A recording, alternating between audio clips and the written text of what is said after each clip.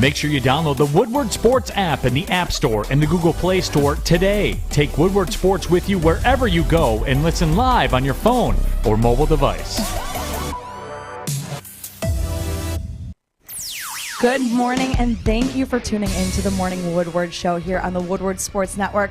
Also featured on The Roar on 99.1, 93.5, and 94.7 HD2. Let's get this thing started. Adam, Jeff, good morning.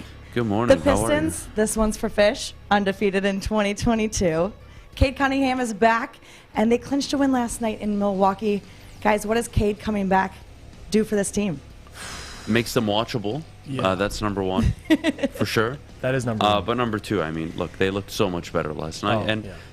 Can somebody explain to me why they only beat good teams? Because they're like the Lions. Like, you're losing what? What are they now? 6 and 28, 29? Yeah. You lost all these games, and you play like that on the road against the Bucks? Oh, it's great to watch. I thoroughly enjoyed it. Yeah. And look, man, this team has missed Cade. You can't be that far gone. Let me put it this way. You can't miss that kind of player for that amount of time, even if it's only 2, 3, 4 games. Because that's the guy you really lean on to kind of facilitate and do everything for you. Killian Hayes went down with an injury last night. His status is still up in the air. Hopefully nothing serious. But headband Saddiq Bey. Dude is unbelievable. Another 34 points last night. He's got to sleep with that headband on. Cade went 19, 7, and 4, just like you'd expect.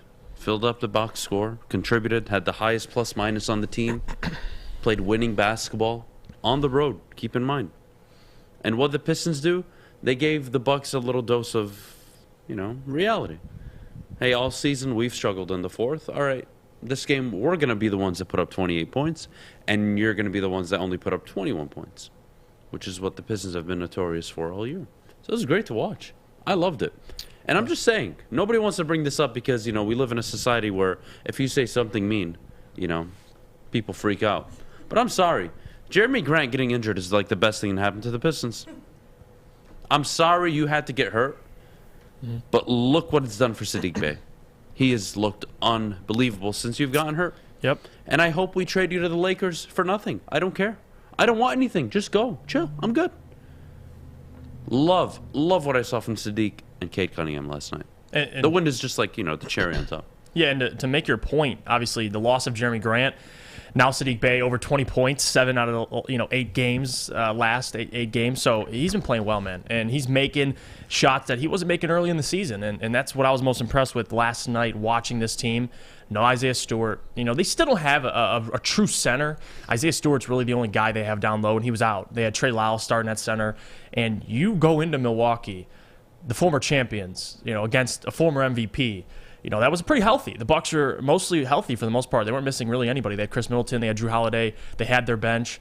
And you go into there, you not only outshoot the Bucks, which I was most impressed about, because we know this team isn't very good, in terms of outside shooting. They outshot the Bucks, especially from three-point range, and they out-rebounded the Bucks without Isaiah Stewart. So those two things I'm taking away. And the other thing is Cade Cunningham is special, because watching him return to action last night and see just how much of an effect he has with his playmaking. Killian for, parts of the game, obviously he went down, but up until that point, those two, you need the playmakers, because Saddiq Bey showing why, with the injury to Jeremy Grant's only making him a better player. And this is what you want to see. This is what we've been asking for. I mean, it's taken a little bit of time, but the Pistons only have, 7 wins on the season. But now you're starting to see some good wins. And now last night, that was a good win. On the road, this has been a team all year that has struggled to close. It's been a constant thing. We come on the show and talk about it. They'll lead in the fourth quarter. They won't know what to do, especially in the last 3 minutes. And now you have Cade Cunningham. 5 What do you do points. with Diallo? I like Diallo. That's another guy I want to talk about. Because Diallo. Would you rather start him or Grant? And I think the answer is so easy. Yeah, no. For right now, obviously, you're going with Diallo just because younger. But he's not putting up 30 shots a game. Exactly. He knows his role. He's a great defense. 5 of 12. Great defense. Yes, it's not 50% from the field. Excuse me. But you know what? He's 0 for 2 from 3. You know what he didn't do? He didn't continue to jack up threes. Understood his role. Got 9 rebounds. He's a pest. I mean, I watched him pick up Chris Middleton full court, strip the ball from him. He played good defense all night. Josh Jackson coming off the bench, giving me 24 now. Yeah. Is that realistic every night? No. But you need that every 4, 5, 6 games. You need that from somebody on the bench. Yep. It doesn't even need to be 24. Hell, give me 14 or 16 off the bench, and that's a big deal. They haven't had that. That's a big deal. Since those guys went so out. Josh Jackson off the bench was great, 9 of 13, 5 of 7 from 3, super efficient. I mean, again, is that repeatable? Is that a consistent model of winning? Likely not. But you know what? Diallo playing well, Cunningham, Bay. That's all you can ask for. Yep. That's all you can ask for. And you know what? Watching performances like this from Sadiq Bey, and we talk about the Lions about this all the time, like Amon-Ra St. Brown, watching Sadiq Bey play basketball makes me so confident in Troy Weaver. I mean, we took this kid 19th overall, and he's starting to really emerge into himself, and it makes you more confident. I mean, if you can find those type of guys, the back end of the first round, I'm fine with that, especially if your team's not very good this year. You're going to have another high pick. He's going to accumulate more talent. So Sadiq, man, we've been waiting for it, and I'm glad he's up to 15 points a game. He was kind of at 12, 11 for a portion of the season, but no, he's picking it up.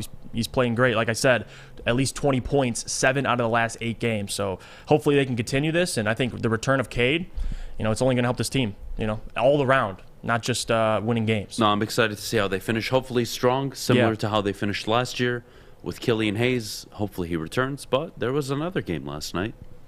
And may I say, it was one of the worst games of football I've ever watched. And I thoroughly enjoyed it. I won't lie to you. I loved it. I got to see Ben Roethlisberger sling it 46 times. And not only did he throw it 46 times, but he completed 24 passes. Just a tad over 50%. You know what he did with those 24 completions? What did he do? He went for an outstanding 123 yards. But my friends, no, it gets better. He was outdone by his own mediocrity, by the opposing quarterback. Baker Mayfield, 16 to 38, under 50% completion percentage. That was horrible. Now, he did throw for 185 yards. But he tagged along 2 picks and 2 touchdowns. And I just enjoyed my night. Each of them had a QBR. Now, if you guys don't understand what QBR is, 50 is probably like median average pack. 70 is considered very good. Anything over 75, 80, 90, that's when you get into like really good performances. 11.9 for Ben Roethlisberger. 14.8 for Baker Mayfield. The game of the quarterbacks, huh? It's a quarterback league, isn't it? That's not just poor. That's, piss poor. Stefanski took a big step back last night. Yeah. Now, I know there's some fantasy owners out there that benefited, like Jeff, from Nick Chubb. Only reason why I was tuning in till the end. The only reason. But that was such a bad football game. Yeah. Yeah, it was. And I was just watching last night laughing. I was laughing. Cleveland. How about Baker, huh? How are those, progressive State Farm commercials? I don't even know at this point. There's too many. Yeah, it was on during the game. How are they doing for you? It's so ironic. You're now 7-9 after being, 11-5 last year? Yeah. You are 7-9. You've regressed. You traded away Odell Beckham and made it seem like he was your problem, when in reality, the guy who looks like an out-of-shape, hot dog eater is playing quarterback for you. And you want to throw Odell Beckham under the bus, right? Right. Because, look, as much as I don't like Baker, he has to throw to Donovan Peoples-Jones, who's, a guy you take a shot downfield once a game to? Right. He's not special. Jarvis Landry. Jarvis Landry I like, but nothing special. Yeah, Hooper. You got a couple. Austin Hooper, Njoku, Rashawn Higgins. You got nobody to throw the ball to. Yeah. So as much as I don't like Baker, this team is awfully constructed. And not only is it awfully constructed in terms of the receiving core, decision makings. You can't imagine thinking you can drop back 38 times and win a football game with Baker Mayfield. When Nick Chubb's getting 6 and yards Nick Chubb only gets 12 carries. Hey, put the camera on me. Kevin Stefanski, real quick. I just want to say thank you. You know what? 12 carries. I won because of you. And you know what? I don't get it at him. I don't get it at all. Well, I'm happy for you, but you know what I don't get? How do you put Baker in that situation? And again, I'm Mr. I don't like Baker Mayfield. Never believed in him. Still don't believe in him. Never will. Yeah. Can't change my mind. Having said that, how do you make him drop back 38 times last night? TJ Watt got 4 sacks, 21.5 sacks on the year. Likely to break Mr. Broken Fingers himself, Michael Strahan's record. Unbelievable that you put your quarterback in that position knowing his clear limitations. But, hey, That's the Cleveland Browns. That's the Cleveland Browns. That's the Cleveland Browns and Baker Mayfield. I am all for it. I'm all for it. I'm glad they're miserable. I am so excited to give out our top 10 teams this today.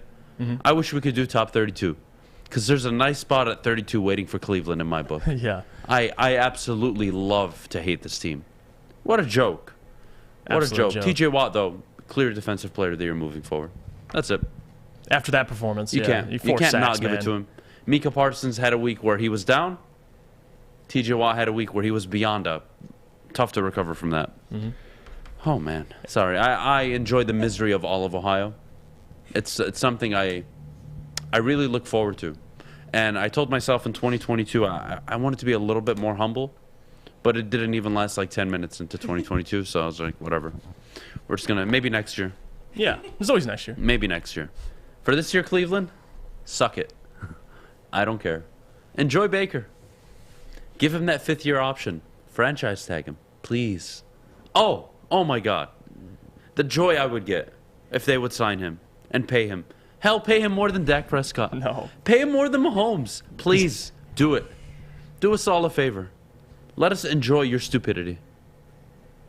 And maybe I'm not one to talk, considering the Detroit Lions are the franchise that is supported here. But you know what? We're not talking about the Lions right now. We're talking about the Cleveland Browns. And in this moment, your quarterback looks worse than our backup. Yeah. They picked up his option too, right? So he's No, I don't think so. I heard that he's there for 1 year and they haven't signed him. They're past picking up that. his 5th-year option? Yeah. They're dumb.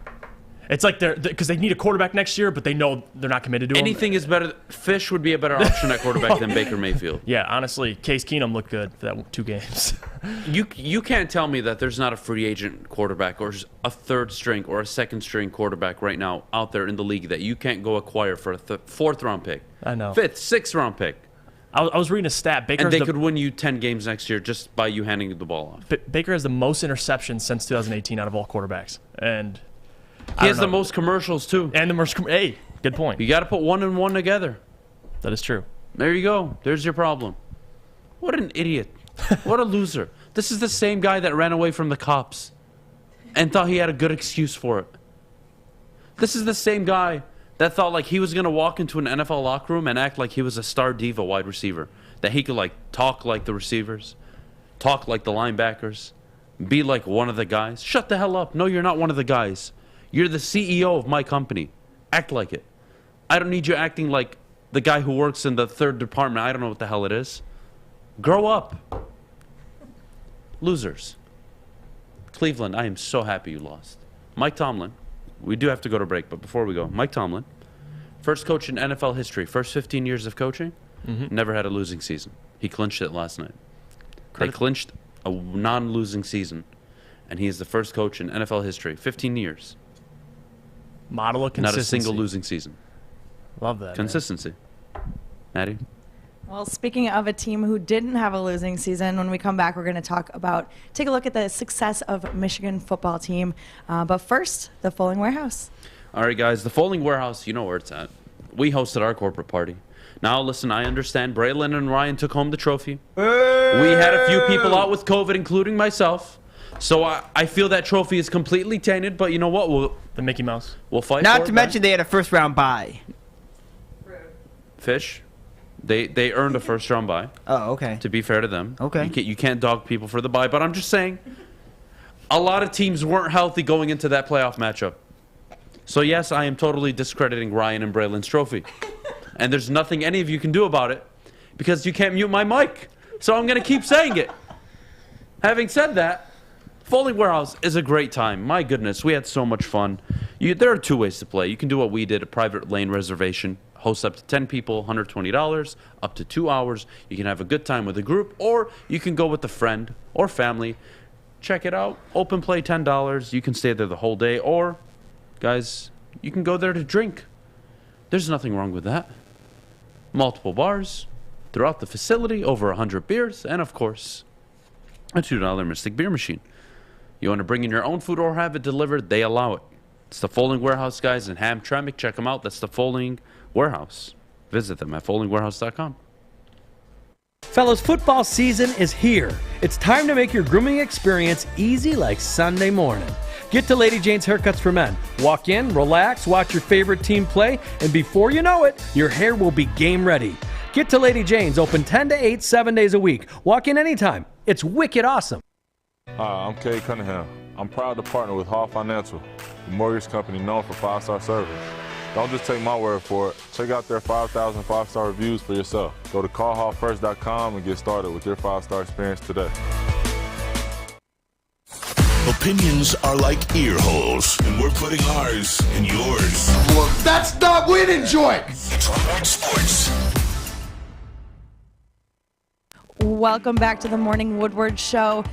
Tuning here on the Woodward Sports Network. Guys, Michigan season. How do we measure success like that? Oof. All right, Michigan fans, let's be honest. 12-win season. Got to the college football playoff, and you were the Big Ten champions. Ending the season the way they did is always tough, right? When you lose that bad, leaves a bad taste. It leaves a bad taste in your mouth. Exactly. Yeah. Having said that, Michigan fans, you should not stoop to the level where you need to say, well, at least we scored in a college football playoff. And let me tell you why. That totally diminishes everything you accomplished this year. Like, I get fan bases and rivalries. I think it's hilarious, me personally, outside looking in. I think it's absolutely hilarious. But you saying, well, at least we scored in the college football playoff, doesn't do much for me. Doesn't move the needle. Sorry. That doesn't mean anything. You got punched in the mouth by Georgia. And we'll get to the game a little later. But Michigan's season should only be remembered as a season where they broke through, they beat Ohio State, and they won the Big Ten championship. That was their season. And it was a season full of success. It was not a fraudulent season. Guys, you have to keep in mind the average margin of victory in the college football playoff going into Friday was 21 points per game. 21. Teams are notoriously getting whooped when they get to the college football playoff. And we're talking about allegedly the 4 best teams in college football. Cincinnati, Alabama. I tried to warn you. But no, they have 2 NFL corners. They've got Desmond Ridder. Guys, there's a difference. And Alabama and Georgia separated themselves this year. Michigan fans, you should not feel any sort of shame. You shouldn't feel like you didn't accomplish anything. You did what every team in your conference sets out to do, and that's to win the conference. Yeah. That's what you start your season by. It's not make the college football playoff. No. You know how you get there? Win your conference. Right. Now, if you're in the off chance you're Georgia, you run the table and you lose in the championship game, that's different. With Michigan, you don't have that luxury. Even Michigan State or Ohio State. None of you have that luxury. Why? You all play in the same division. Mm-hmm. So you'll never see each other at a point where you have a 1 loss and an undefeated team. And the script could flip. It'll never happen that way in the Big Ten, currently how it's set up. So yeah, Michigan, it is a success. And you shouldn't feel not one bit of any shame or disappointment. Now, look, as a competitor, are you disappointed? Absolutely. Nobody likes to lose. Right. Georgia punched you in the mouth. They embarrassed you on national TV. Absolutely, they did. But you know what? For a quarter and a half, you got to see the future of your program. And may I say, it looked pretty damn good. And may I also say that as a fan of college football, you got to see C.J. Stroud and what they're going to look like next year with Smith and Jimba and Marvin Harrison Jr. And Travion Henderson. They're going to look damn good. They're going to be a damn good football team next year. Michigan State. I have full faith in Mel Tucker, and he's already done a good job in transfer portal. Can he get a few more who will have to wait and see? But now, is Michigan State a 10-11 win team next year? I mean, if you told me 10.5 over under, I mean, I think everyone would take the under, right? Yeah. So I'm curious where all the programs will be in the future. And I have all off season to talk about that. But what I will say this morning about Michigan's disaster game on Friday is you got to where every team wants to be, in a position to get to the championship game. You can't be in the championship game, Michigan, if you don't make the Big Ten championship game. Right? You made it. And not only did you make it there, you left no doubt that you were the best team in the Big Ten. Mm-hmm. You left no doubt. And yes, you lost to Georgia. Does that mean you weren't the best team in the Big Ten this year? No. No. That doesn't take away from what you did. You not only you are the best team in the Big Ten this season. There are no doubts. You beat Ohio State when it mattered. You beat Iowa when it mattered. You ran the table. You slipped up against Michigan State. Almost ran the entire table. You slipped up against State. You recovered. You didn't lose a single game since. Yeah. Up until Georgia. That's how good teams play football. That's how good teams play football. Michigan fans, look, I get it. I get you're upset. But damn it, it's a good season, guys. It's really a good season. And I hope you really take that into account. And please, stay away from my timeline with the, at least we scored in the college football playoff. Because who would you have preferred to play? That Georgia team on Friday or Alabama? Right. That was your best. Please don't do that. Don't diminish your season. Don't have the back and forth with Michigan State people. Don't do it. Take the high road. Maybe it's easy for me to say. Take the high road. You don't need to justify your season. You have the Big Ten championship. Now, if you want to compare the last 10 years, all right, it's going to be tough for you to justify anything, Michigan. But we're talking about this year.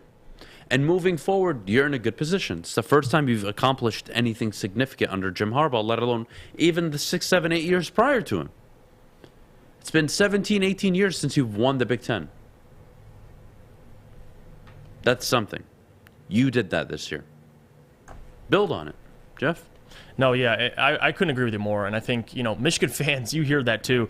The season is essentially a failure to some because you were expecting, especially a matchup against Georgia. A lot of people, including me, thought there was a chance. But no, they had a remarkable season. I mean, regardless of the loss to Georgia, got to think, Jim Harbaugh led his team to a win over Ohio State, historic win over that team. Those receivers, C.J. Stroud, they got a Big Ten championship, blew out Iowa, and they had a chance, and you said it perfectly, a chance to go to the national championship game. That's all you can ask for. I mean, yeah, you lost to MSU. You led in that game. You quite possibly almost swept the entire Big Ten, but that's nothing to sulk about. Like, it really isn't. And what more could you ask, especially given this team? I mean, realistically, Michigan doesn't have a number one wide receiver. I mean, Ronnie Bell went down. They don't have a dynamic quarterback yet. They have Cade McNamara, who's a great game manager, but it kind of caught up to him, and it's just kind of the reality. It's about what Michigan does from this loss. How do they get better? How do they, what do you do next year? C.J. Stroud will be back. Jackson Smith and Jigba will be back. Marvin Harrison Jr. will be there. Ohio State will be back. And Mel Tucker, obviously, we know what he does in not only recruiting but transfer portal. So it's about what they do next year. This year is nothing to sulk about. I mean, come on, you go out with that team and absolutely pretty much destroy the Big Ten, go out there all the way to Georgia, and you lay an egg. And that's what happens. You didn't show up to play. Georgia was the better team that day, and that's really all you could take from it. I mean, other than that, I'm not going to sit up here. I know we'll get into the conversation later, who had the better season, Mel Tucker, Jim Harbaugh, but it's really nothing to sulk about. I mean, the guy, what did he win? National Coach of the Year. AP Coach of the Year, AP Coach of the Year. So, man, give them their credit. They played a great season. Although, guys, again, they probably should have played a little better against Georgia, but reality check. How many teams, let's just use the NFL for now. How many teams win the Super Bowl every year?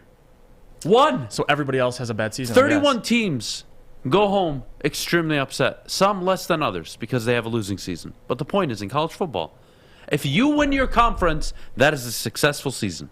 Now, if you're Alabama, winning your conference isn't enough. They have different standards. Michigan, you are nowhere near that right now. Yeah, you got work to do. Do not do that to yourselves. You may very well not even win the Big Ten next year.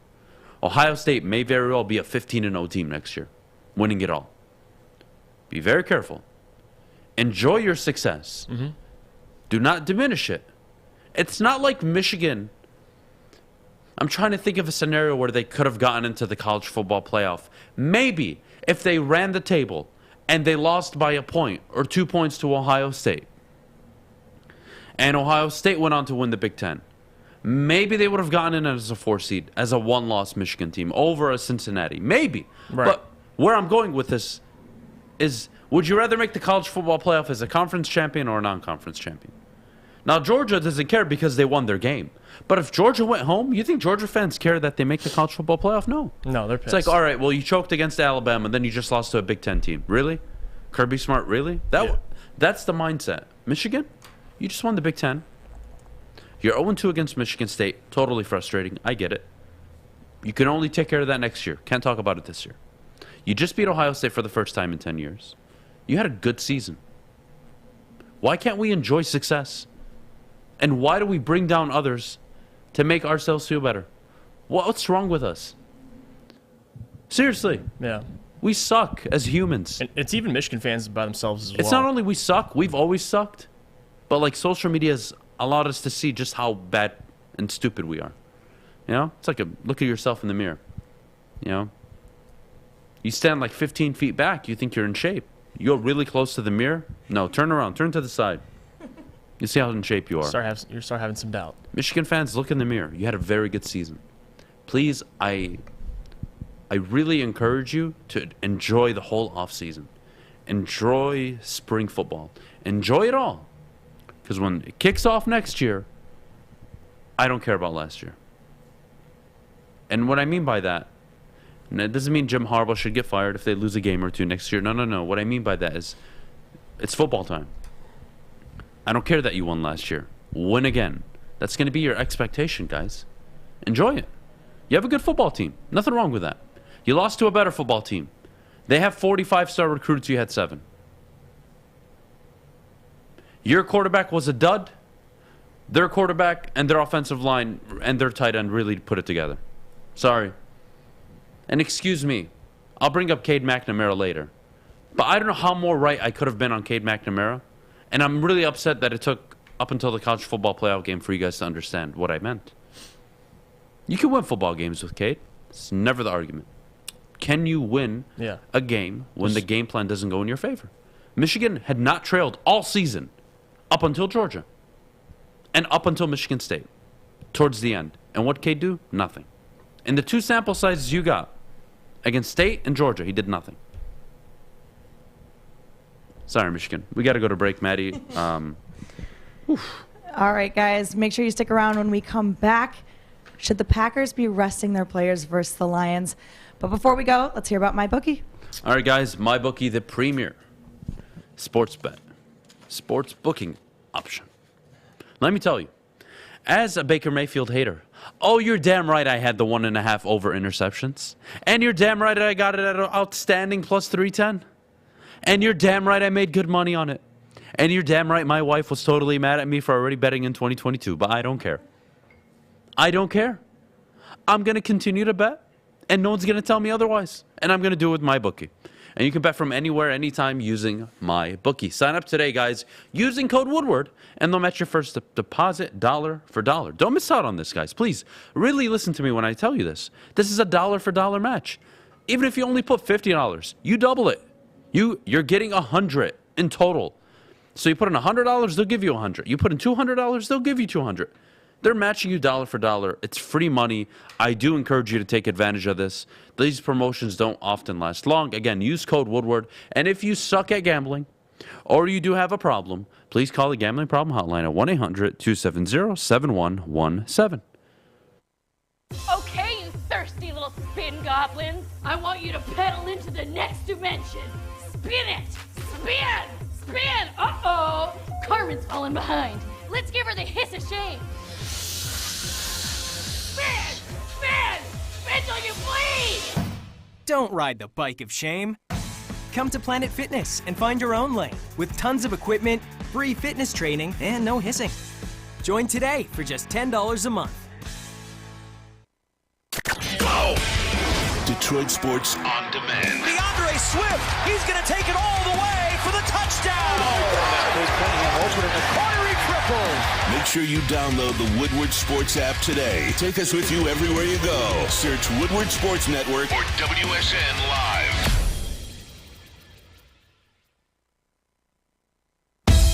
Welcome back to the Morning Woodward Show. Guys, Follow us on Woodward Sports on Instagram, Twitter, YouTube, TikTok, Facebook, and Twitch. You can download the Woodward Sports app on Apple and Google Play and download wherever you listen your podcasts on Spotify, Apple, Google Podcasts, or Amazon Music. Guys, in a game that, for lack of better words, doesn't really matter for either team, what are your thoughts on the Packers letting their starters rest? Well, it's still up in the air right now. And Matt LaFleur kind of hinted like we're going to play our players, but, depending on how the game goes, we may rest them. I'm not a fan of resting players, especially when you have clinched a bye week. This is so dangerous, guys. Yep. I've seen it all my life. It rarely ever works out, if never, honestly. All the Peyton Manning teams that sat out, remember when they sat out early on when they had their undefeated season? Yep. Guys, it's not worth it. Comes back to bite you. Do not lose rhythm. Look, the 1 week off is a bye week. You are accustomed to that as an NFL player. You are not accustomed to 2 weeks off of no contact, no in-game play. 2 weeks, that's a hell of a long time. That's like playing on Thursday and then having a bye week and then playing on Monday. It's so difficult. It's almost a 12-day, 13-day layoff. You can't do that. And if I'm the Packers, I'm playing my team. And if we steamroll the Lions at Ford Field, okay, maybe I sit them in the second half. Maybe. But I'm playing at least 2 quarters. Damn it, even 3. And then Jordan Love can get the rest of the 4th. And if Aaron Rodgers gets hurt, he gets hurt, guys. Done. That's football. What, he wasn't going to get hurt the last 16 games? If you're going to get hurt, you're going to get hurt. You can't play scared. Don't rest. I'm not a fan of resting. I think Matt LaFleur should play his team. Does it affect the Lions? No. Lions' draft pick is already secured. They've got the number 2 pick no matter what happens. Whether they win, lose, tie, doesn't matter. So having said that, yes, I think Green Bay should play their players. And if I'm the coach, I am playing my players. As scared as I may be. And whatever the odds are that my players do get hurt, I have to understand that I play in the National Football League. And I could get hurt on any play.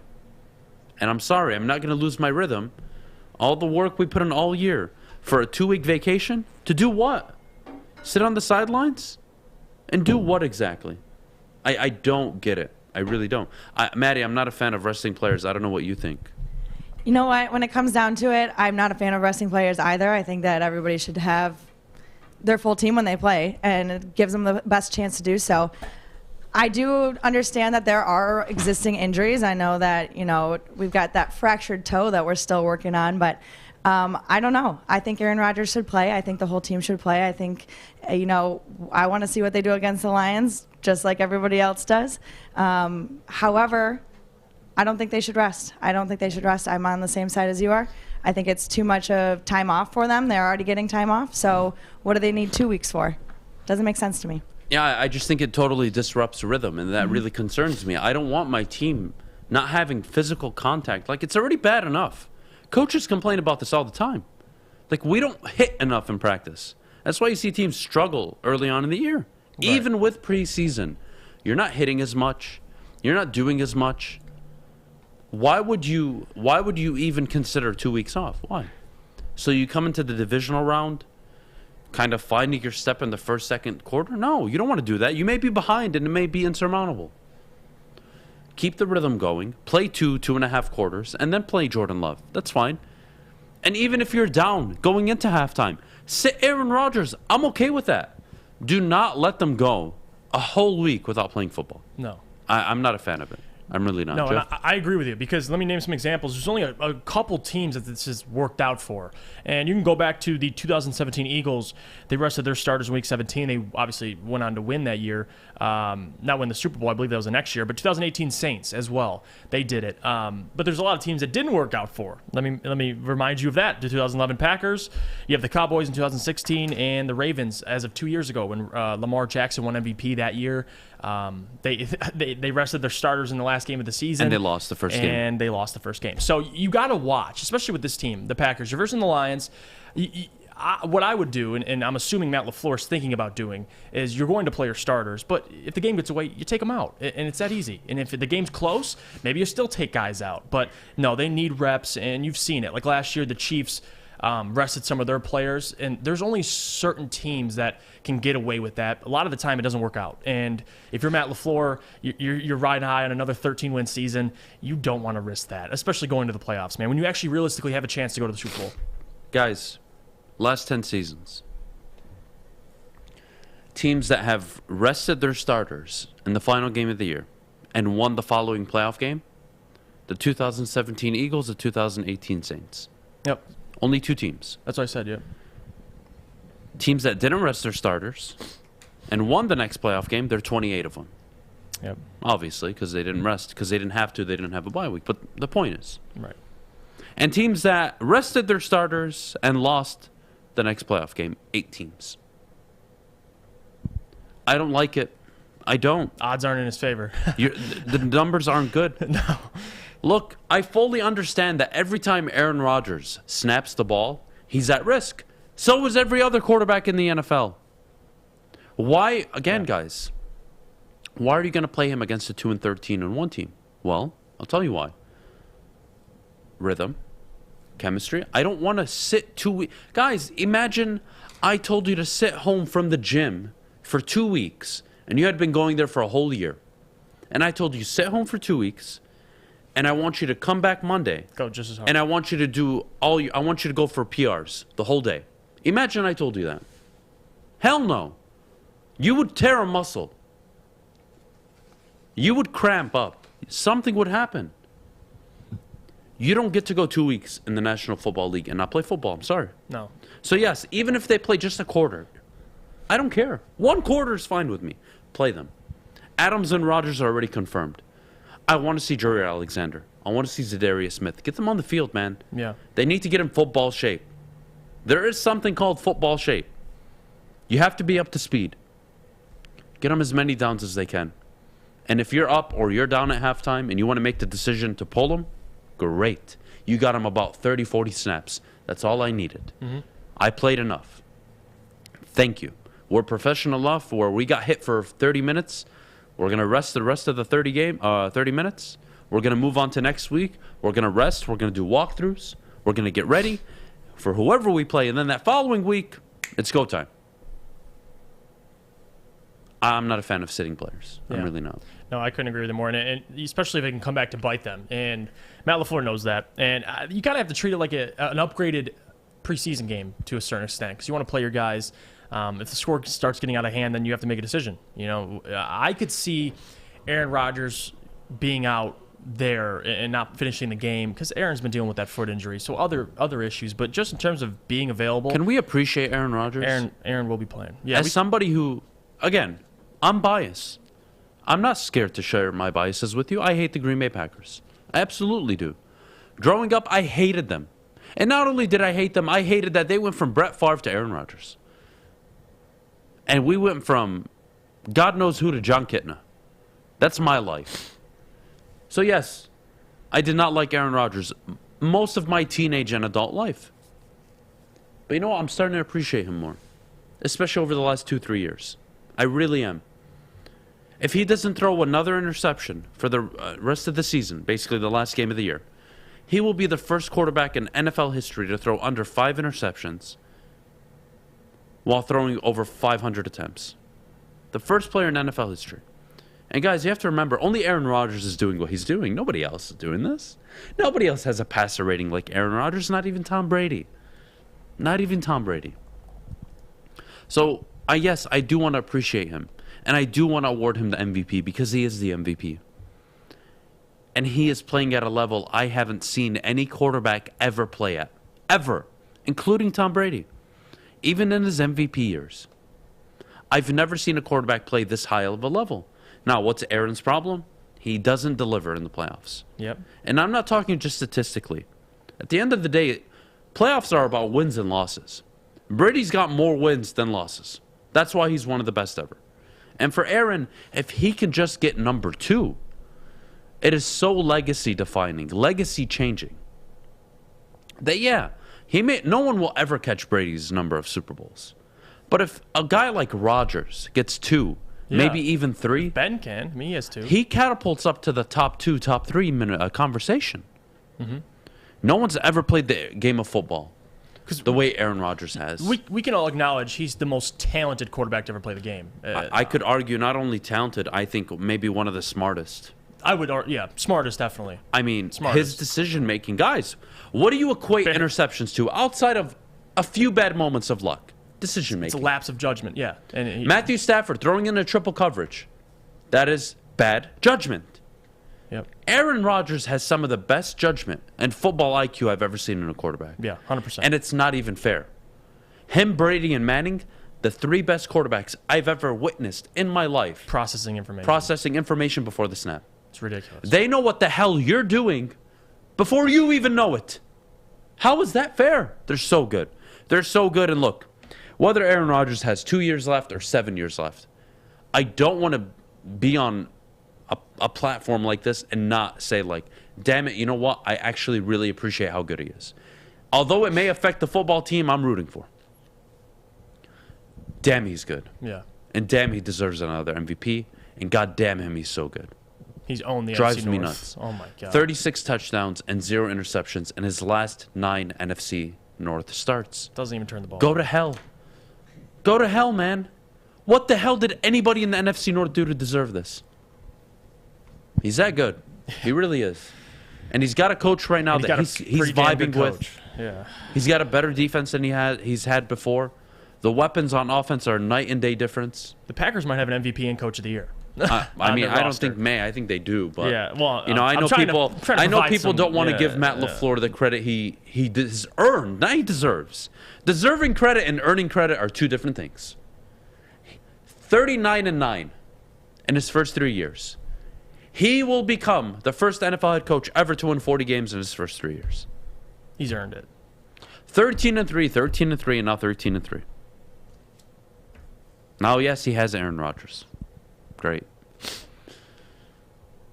Tom Brady didn't even go 13-3, 13-3, 13-3, and he had Bill Belichick, and vice versa. Come on, football's hard. Yeah. It's hard to win 1 game, let alone 13 for 3 straight years. And then once you get that guy, come on, changes it. All right, Maddie, I don't know how you feel about Aaron Rodgers. I feel greatly about Aaron Rodgers, honestly. He's amazing. However, I do want to remind everybody out there, this weekend, Lions versus Packers. Don't miss our pregame show at Tin Roof in Detroit from 11 to 1. We'll be out there for your chance to win front row tickets to the game. You can also follow us on Twitter for a chance at that as well. And don't forget, we also have our postgame show at Brass Rail. There's going to be DJs, drinks, and a Woodward VIP section with food and more, so make sure you stop by. We do have to go to break. We'll come back and talk about Mel Tucker and Jim Harbaugh. But first, let's talk about Guardian Alarm. Yeah, we talk about defenses. And Guardian Alarm's defense is always there. Good defense on and off the field helps you feel secure. Guardian Alarm has state-of-the-art technology that helps you feel safe, all with 24/7 local monitoring. Guardian Alarm also has convenient features that let you check in on your home, control lights and temperatures, even detect smoke or carbon monoxide. It will even let you lock and unlock doors. Call this number, 800-STAY-OUT today. That's 800-STAY-OUT. You heard Fish. Guardian Alarm has been trusted for over 90 years at keeping families safe. Your Detroit alternative to the normal sports blah, blah, blah. It's Woodward Sports. Fellas, football season is here. It's time to make your grooming experience easy like Sunday morning. Get to Lady Jane's Haircuts for Men. Walk in, relax, watch your favorite team play, and before you know it, your hair will be game ready. Get to Lady Jane's, open 10 to 8, 7 days a week. Walk in anytime. It's wicked awesome. What's the over-under? Should I tease? Who is the lock of the night? Make sure you're watching Woodward Bets to get the latest in sports betting and more. Woodward Bets daily on Woodward Sports. Welcome back to the Morning Woodward Show, guys. Thanks for tuning in here on the Woodward Sports Network. We're also featured on The Roar on 99.1, 93.5, and 94.7 HD2. Guys, 2 great teams, 2 amazing seasons. Michigan State, Michigan. Who had the better season, Mel Tucker or Jim Harbaugh? Okay, so It's a weird question to answer.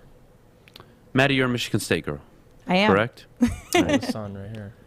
Now, there's some Michigan State people in this room, and I don't believe there's a Michigan person in this room. Alex Westfall, are you a Michigan man? All right. Are you a State man?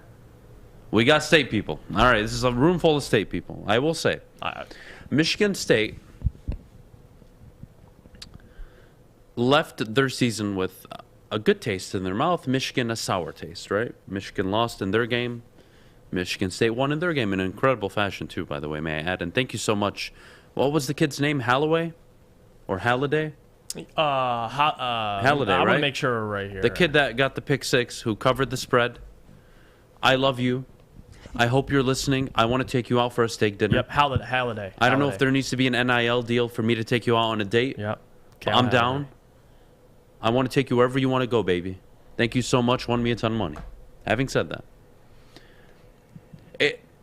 when you ask each fan base who had the better season, one, obviously they're going to say each other, right? They're going to pick themselves. But if you look at this really objectively, who had the better season? How could you not say Michigan State? Now, Michigan, Big Ten champions. They accomplished what you set out to do. And they accomplished what you've been expecting them to do, which is finally beat the big teams, beat Ohio State, win a Big Ten championship. Was this really year 2 under Mel Tucker? Because it sure as hell didn't feel like it. It felt like year 1. Considering COVID last year, they were 2-5. Half the roster didn't even transfer over to this year. I mean, it was a total rebuild. And they go out and they run college football for 8 weeks. And then they lose to Purdue, and then they catch it back, and then they lose to Ohio State, and then they catch it back. 11-win season, if I'm correct, right? An 11-win season. 11-2. That's a hell of a year, man. Like, do I want to say one had a better year than the other? No. What I want to do is I want to give respect and praise to both teams equally, because what Michigan State accomplished was phenomenal. And don't tell me, well, they didn't win the Big Ten championship. Shut the hell up. Did you actually... Guys, everybody around the University of Michigan State who was following the team said if they won more than 4.5 games, Mel Tucker would have shown progress. The bar was at 4.5 games, and they won 11 and a Peach Bowl. May I add, it was sponsored by Chick-fil-A. Mac and cheese. But anyways, 11-2 in a year. They would have thought if you won 5 games, we would have considered it a progressional year. If you won 6 or 7 and got us to a bowl game, we would be in cloud 9. But no, they start 7-0, beat Michigan on the biggest night of the year, fall to Purdue, recover, lose to Ohio State, recover, and beat Penn State, or excuse me, Pitt. I keep saying Penn State. I apologize. They beat Penn State at the end of the year, and then they beat Pitt in the Peach Bowl. That's a good season. By their definition and their standards, yes, they had a fantastic season, and you shouldn't undermine it. And the same way you should not undermine Michigan's season, considering they finished 12-2. Big Ten championship, beat Ohio State, beat Penn State, beat Wisconsin, beat Wisconsin and Nebraska. They beat them all. They beat all the teams that you could say, hey, tricky game, toss-up game, it's going to be a tough game. The only game they truly lost was Michigan State. They blew a 16-point lead. Yeah. And then they got mollywopped by Georgia, which honestly didn't even surprise me. So yeah, both teams had a successful year. Should I answer one had the better season? Yeah, I guess the Big Ten champion. Yeah. And not I guess. In reality, the Big Ten champion always ends the season with the best season. Yeah. In terms of comparing conference plays. Did Ohio State have a better year than Michigan because they won the Rose Bowl? Ask them. Ask Ohio State fans, what's more important? A Rose Bowl that has zero implications on the college football playoff, or winning your conference and getting to the college football playoff? Even if you lost in the first round like Michigan did, you got to where every good team wants to be. That's a success. I'm sorry. That is the definition of success. Now, do you want to argue with me, well, you know what? Michigan got whooped, and it's a bad way to end the year, and I don't see it. Well, I don't know what you don't see. I saw a team get to the college football playoff. I saw a team finish second at the end of the year in terms of the AP poll and the college football playoff poll. I saw a team that you could have made the argument at the end of the year should have and could have gotten the number 1 overall ranking, barring an Alabama win over Georgia. This team was that good this year. All year. They were that good. Georgia was that much better. Yeah. I will not ridicule them. And I'm sorry, Michigan State, you want to laugh at the Ohio State loss? Kick rocks. Kick rocks. Ohio State, literally, 1, does that to everybody. 2, everybody knew Michigan State's weakness was their secondary. And if Cade McNamara threw for 300 yards against Michigan State, you should have expected C.J. Stroud to throw for 600 against Michigan State. Yeah. So excuse me that these things don't come as a surprise to me. Maybe because I pay attention. I don't know. But I'm going to give both teams credit. And if you want to force me to say which team had the better season, I am always going to take the champion. Not the team that won a bowl game. No, the champion. Who won their conference? That is, by definition, the team that had the most success when we're comparing teams in the same conference, Jeff. No, I agree with you. If we're gonna, the question to me that I want to answer is I guess, who had the more surprising? I would have to say, obviously, Michigan State. But in terms of impressive, you're looking at results. You're looking at what'd you do? Michigan won the Big Ten. They beat Ohio State. Both teams were unranked going into the season. It's Michigan, but it's saying that takes away credit from MSU, and that's really what the opposite I want to do, because I've been arguing for Mel Tucker all year, and just what he's done, man. I mean, walking in essentially year 1, like you said, in the hand he was dealt, coming into MSU, had to put together transfers, unproven guys, in a year where Michigan had their best team in a while, in quite some time. So they still beat them, obviously, behind Kenneth Walker's multiple touchdown game. But the impressive season, it still goes to Michigan, because that's the goal. I mean, although MSU's not there right now, their goal at the beginning of the season wasn't to win the Big Ten. I mean, it is, but in reality, Michigan could do it, and they did it. And that's where you have to give praise to. MSU is more so on the side of surprise. They surprised me the most. I honestly, but did they? Yeah, they surprised. How so? Because both teams were unranked. I think both teams gave their fan bases a complete surprise this year, in 2 different ways. No, I'm saying, MSU gave me more of a surprise because of where they are so quickly. That's what I mean. I guess out of the 2, I knew Michigan would win 10 games. We knew that. I mean, I didn't think they'd win the Big Ten, but we did say they'd win 10 games, 10 games. So from that standpoint, I'm more surprised for Michigan, but more accomplished, easily it's Michigan. They won the Big Ten. They had a chance. Guys, look, I get you want to, again, stop thinking about next year. I know Kenneth Walker's gone. Yeah, right. I'm not talking about next year. It's this year. Who accomplished what this year? One team, yes, had a Heisman frontrunner a majority of the season, and he carried them. Absolutely, he did. But you know what? Again, why do we discredit team success? I don't understand it. Am I supposed to diminish the Eagles clinching a playoff berth because they haven't really beaten anybody that's like pretty decent? Do you want me to like say, oh, well, you're a playoff team, you're bad? Really? They're in the playoffs. What the hell are you doing right now? Right. Honestly, I'm just asking the question. Michigan, would you, or Michigan State, guys, either way, both fan bases, would you prefer to have been Iowa or Wisconsin? Honestly. 8-9 wins, didn't win the title game, got to the bowl game, didn't do much there either. What are you asking for? Both teams accomplished a ton this year. And I think it's irresponsible for anybody to say one was significantly better than the other. And I think it's irresponsible as well to say, like, Mr. Thomas, I got to call you out. I mean, MSU gets credit for getting blown out by Ohio State by 47 points. That's not at all what we're saying. It's not giving credit for that performance. It's looking at the totality of the season, and we understood they'd get blown out by Ohio State. I think this was known. Maybe not that bad. But guys. But you can't take that with a grain of salt. I mean, I don't know. Guys, 11-2, Peach Bowl. And basically a year and a half in to Mel Tucker, with none of his recruiting classes even available to play yet, technically, because they all come in as freshmen. Think about that. He's playing with transfers and walk-ons, and he delivered you an 11-2 season. I'm sorry, that's impressive. Jim Harbaugh, I've been expecting you to do this for 7 years, mother effer. You finally did it. I'm not going to discredit him for doing it. I'm going to praise him for doing it. Finally. Thank you. Yes. That is what you were brought to Michigan for. But I just hope the Georgia loss serves as a, you know what? we were able to push around Ohio State this year with our offensive line and run game. But damn it, maybe it doesn't work on the big stage. Maybe we do need a quarterback like J.J. McCarthy that can play dynamic football, push the ball downfield, win you the game with not only his arm, but his legs as well. That, I hope, is the lesson for Michigan this offseason. Yeah. And for Michigan State, again, they're going to be rebuilding again. Who are you bringing back? You're not bringing much of the core talent. They're all gone. Seniors. Going into the draft, juniors. You're going to lose a lot of good players, Michigan State.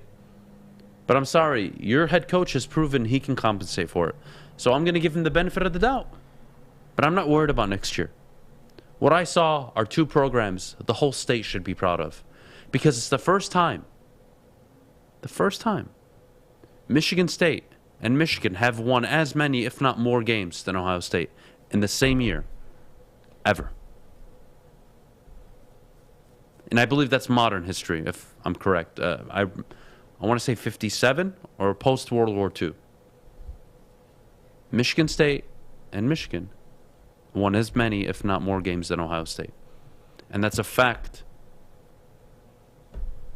over the, I want to say, 20-year, 30-year history. Not bad. Ohio State's 6-6 year, I want to say there was a tie in terms of records, but beyond the point. Beyond the point. It just shows you where the Big Ten is at, but where these programs are going. And whether you're a Michigan State fan like Maddie, and you want to say, well, Tucker had a better year, suck it. Hey, you can say that. It's all you. Do you. And if you're a Michigan fan, you want to tell Michigan State fans, suck it, that's fine. I support it. Suck it both ways. I'm good. I'm here for it. But I don't think discrediting what two programs have accomplished in a given year, one is the way to go about it, and two, I don't think that elevates you at all. What, you won the Peach Bowl, and they lost in the college football playoff, so that makes you better? And I could say vice versa. What, you lost in the college football playoff, and they won a Peach Bowl, so that makes you better because you reached the pinnacle and you won the... Like, what are we doing here? Yeah. We're arguing for no reason, in my opinion, but that's what fan bases do. They argue over nothing. We got to go to break, Maddie, but before we do, I did want to ask you one question. Put you on the spot. Who had a better year? What'd you say? Who had a better season? Well, I'm going to agree with you guys. I do think Michigan ultimately had the better season. I think State had an amazing season. I think both teams had an amazing season. There's no doubt about that at all. But when you compare who went where and what happened, and I think Michigan did end up having the better season. That's what it is. All right, fair enough. It is what it is. Yeah. We have talked about it a lot today. Michigan's season did leave on a bad note. When we come back, we're going to talk about just how bad that game actually looked. But first, Gypsy Vodka. All right, Gypsy Vodka, guys, is not only the best tasting, but also the smoothest tasting vodka on the market. Support our local brothers here in Michigan and try a bottle today. Ask for it by the name of Gypsy. And, of course, don't be like Jeff. I need you all to drink responsibly. Jeff, newly 21 years old, shows up late to work all the time. This is false. Not true. It is actually very true. But let's not get into this. Call out people on the air? On Wow. the job. Drinks on the job. No, we have this multiple is cases of Gypsy that have gone missing during Jeff's shifts. All right? People actually Now, can this is believe not a this. coincidence. This is the truth. Wow. So, I'm going to Call ask you people kindly out. to pick up a bottle of Gypsy and try it. What happened to New Year, New Me? Yeah. Listen, Jeff's an alcoholic. I can't Oh my help him. God. Jesus Christ. All right? Jeff is an alcoholic, and I'm going to blame Gypsy on this one. But you know what? I don't blame him. It's damn good. So, guys, please drink responsibly. And we'll see you after the break. Top of the hour, the Morning Woodward Show. Putting on a show here, and that's how you answer. We love our sports. We just wish they'd love us back. Detroit sports for Detroit sports fans. Woodward Sports. Hi, I'm Cade Cunningham. Working with Hall Financial to purchase my first home was easier than I could have ever imagined. They treated me like family from start to finish. Find out for yourself at callhallfirst.com.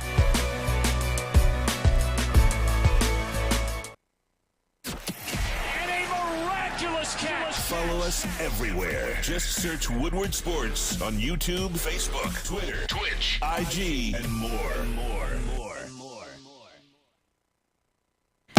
Welcome back to the Morning Woodward Show. Thanks for tuning in this morning. But don't forget to follow Woodward Sports on Instagram, Twitter, YouTube, TikTok, Facebook, and Twitch. Download that Woodward Sports app on Apple and Google Play, and download wherever you listen to podcasts, whether it's on Spotify, Apple, Google Podcasts, or Amazon Music.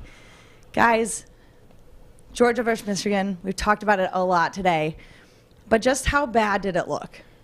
It was bad. Yeah, it was definitely bad. It's what you would call an ass kicking. And Georgia was the better team. They outcoached Michigan. They outplayed Michigan. They out-hustled Michigan. And my takeaway from that game was, Michigan, did they ever really have a chance? And I was even surprised myself. Because not only did I have Michigan winning, I felt it would be a low-scoring game. Yeah. I took the under. And I just didn't see these teams hashing it out or blowing each other out either way. And on the first snap of the game, I looked to the buddy I was watching the game with. And Brock Bowers, I believe, caught a 17, 20-yard pass, whatever it was. And I said, they're effed. They're done. And Georgia led a great drive down the field. Brock Bowers, I think, 3 catches on the first drive and a touchdown. If you couldn't stop their X factor on the first drive, I lose all faith. Because that was the guy that you needed to key on going into the game. And Braylon and I sat up here and we talked about it. Highlighted the yellow marker. Stop Brock Bowers. They failed to do so. And when you lose, like Michigan did, on that stage, it hurts. 34-11. Not fun. Not fun. It really isn't. And I don't blame. It's not about blame. Am I mad they lost? Yeah, obviously I bet on them. So yes, I am a bit mad, but they did what you want to do every year, which is put yourself in a position to win. And I know I always say this, but this is the most important factor. Can you put yourself in a position to win? And I'm not saying luck your way in. I'm saying you dominated your football schedule. Mm-hmm. You beat the teams you had to beat when you needed to beat them. You won the Big Ten title game. You earned the right to be here. If you lose, you lose. You win, great. But I don't think it diminishes their season. We already talked about that, so I won't even focus on that. But what drove me nuts was you were shut out, basically, in the first half. You only got a field goal. Right. You were down, 27-3 at halftime. The fact that J.J. McCarthy didn't start the second half really left a sour taste in my mouth. I think that, for me, was like the egregious decision. You think that could have been like the Tua Jalen Hurts moment? Well, because they put him out there. Yeah. He got a few first downs, and in comes Cade Cunningham to take a sack and then fumble the ball and hand it off. Key stat, J.J. McCarthy did not get sacked against Georgia. He was under more pressure than Cade Cunningham was. Why? He can move. He's not a goddamn giraffe in the pocket. He can actually move. And against Georgia, when you have Nakobe Dean running down your throat and breathing down your neck, you need to be able to run for your life. And J.J. McCarthy was the only one that could do that. So yeah, the Orange Bowl was a nasty game. Michigan didn't look good. And it was a bad loss. It is. It's a bad loss. But it doesn't undermine their season. And I won't allow it to. I won't. Having said that, God, that was ugly. God, they got their asses kicked. God, I'm not sure what football team it was out there, but it sure as hell wasn't the one I watched all year. And even Georgia. That was not the Georgia we watched all year. That's what drove me nuts, too. Brock Bowers, I understood it. Yeah. Running back by committee in the backfield, I got it. I saw that all year. But that dominance on defense against that good of a team left me questioning a lot of things. Yeah. Did Alabama catch Georgia at the right time? And honestly, what reason do I have not to take Georgia against Alabama? Especially the motivation now. They lost. They have all the motivation in the world, and they're coming off a great win. And they have all this week to take all that anger and throw it out on Alabama. And you can't tell me that Alabama is X times more talented than Georgia. I think they're just as equally talented. Maybe you give the slight advantage to Bama. But Kirby Smart, you got you got to beat Nick Saban. He's never won a game against Saban. He's got to. And there's no better time to do it than in a national title game. Well, when I watched the game, they didn't look the same team we've seen all year, of course, and we've talked about that. But it could be a surprise, really, of how talented Georgia is. Obviously, their defense, we've known statistically they've only given up about a touchdown a game. But when you go out there and you witness it, and you see how dominant, how fast they are, especially on defense, and Kobe Dean, sideline to sideline, looking like Micah Parsons at Penn State, it's humbling. It's humbling. Michigan ate a good piece of humble pie, and they got to see really what it takes, not only for a team and the overall team Georgia has, but the quarterback. And they've tasted it. J.J. McCarthy, you saw it. He came in late. Wasn't going to be the Tua and Jalen Hurts moment where Tua throws that touchdown and wins the game to Devontae Smith, but J.J. McCarthy looked good. They couldn't really get comfortable. That was the problem. And you saw it earlier in the game. Georgia went down. They scored in the first possession. And Braylon brought this up on the bottom line. I love that he did it. When Michigan was driving down the field, they went for it on fourth down. They dropped back, and Cade attempted to pass to Eric All. They didn't get the fourth down. And ever since then, the first possession of the game, they went for it on fourth down. Georgia went down and scored. And ever since then, they were rolling. They were up 17-3, I think, after that. And it just didn't look – it got ugly. That's the issue is what do you do from here? I'm not so concerned about the loss. I mean, yes, it was an ugly loss. They still don't – let me remind you, I brought this up earlier. Their flaws kind of came to fruition a little bit. You don't have a number one wide receiver. You don't. I mean, you lost Ronnie Bell earlier in the year. Cornelius Johnson stepped up. The tight end stepped up. But when it mattered, you don't have that dynamic quarterback. You don't have a true number one wide receiver you can feed the ball to. And the running backs were just ineffective. So offensively, they couldn't get anything going. And when you can't get anything going offensively, Georgia can neutralize Aiden Hutchinson. You can just run the ball, keep him from wrecking your game, and that's what happened. I'm not sweating it. It depends how Michigan bounces back. Obviously, they're going to get better players, and J.J. McCarthy probably will be behind center next year. I'm sure we'll talk about it at some point, but that loss itself. It is what it is. It's a much better, more talented Georgia team. They recruit better. They have faster athletes all around the field. And you got to give credit to Michigan for just being there, having a chance to defeat Georgia. Out of all the teams they could have matched up with, maybe Cincinnati, other than Georgia, obviously. But Georgia is the next one. I'm not going to take Alabama. Alabama would have beat the brakes off of Michigan, probably worse than Georgia. But Georgia just came to play. They played better that day. Ajabo and Hutchinson weren't really a factor as much as we've seen them all year to be. And it is what it is. And hopefully they learn from this experience. You see J.J. McCarthy and those guys watching the celebration after the game. But I'm not going to sit here and just crap on Michigan even more. I mean, you saw what happened. And, hopefully they'll add more talent on the outside and maybe you can become that more dynamic offense with J.J. McCarthy. But as of right now, they got some work to do. They have some work to do. And Kirby Smart, Georgia, I agree with you. Honestly, I picked Alabama earlier in the year to beat Georgia in the regular season, the SEC championship game. Now, maybe you're starting to rethink. I can't wait for the odds to come out and see who's who, but I'm not taking it, man. Michigan had a good season, but they looked bad against Georgia, and it is what it is. They didn't come to play. And I mean, I think that's what you feared as a Michigan fan when you played Ohio State. Every year, not just this year. It's like, all right, we're going to get whomped. They have all these 5-star recruits. We have a bunch of 4 stars, 3 stars. Yeah. But look, you win some, you lose some, guys. You can't be the national champ every year. Right. But if you at least show that you're, getting there and you're on the cusp and you're improving, nobody has a problem with losing.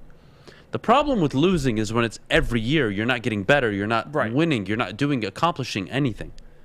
So having said that, speaking of accomplishing things, top 10 NFL teams, oh my God. Let me tell you, Maddie, this is our first time doing it with you. I'm always right about this. I've been right for 16 weeks now. I told you guys, me being humble in 2022 lasted about 5 minutes. So I'm excited for it. There's no chance in hell Jeff agrees with one single pick. Oh, I know you don't have the Colts in your top 4 again. They were top 6 last year. No, 7. They were 7 last week. Yeah. Okay. All right. I'll let you slide. All right. Leave my Colts alone. Hey. On the cusp of a playoff berth. Hey, shut the hell up. We got to go to break. I love poking them. Calling out teams here. What are we doing? Calling out winning teams? You jackass. I'll tell you, take America's team and the Browns, put them at 32-31. I can't wait to get into this. All right, guys, well, stay tuned. You know what we're talking about when we come back. But first, let's talk about Lady Jane's. Yeah, Lady Jane's guys, listen. I know a lot of you guys watching this need a haircut, and I know exactly where you should go, Lady Jane's, because, guys, let's be honest, we're simple. We like simple stuff. We love football 5 days a week, and we like things, most of all, uncomplicated. Like Lady Jane's Haircuts for Men. You walk in, you sign in, you sit down. I'm looking at the chairs right now, and you get your haircut taken care of while you get to watch your favorite sports teams on the televisions. Get to Lady Jane's, open 10 to 8, 7 days a week. Walk in anytime, because it is wicked awesome. Okay, you thirsty little spin goblins. I want you to pedal into the next dimension. Spin it! Spin! Spin! Uh-oh! Carmen's falling behind. Let's give her the hiss of shame. Spin! Spin! Spin till you bleed! Don't ride the bike of shame. Come to Planet Fitness and find your own lane with tons of equipment, free fitness training, and no hissing. Join today for just $10 a month. Live from Woodward Avenue. That's why we're called Woodward Sports. Detroit's real sports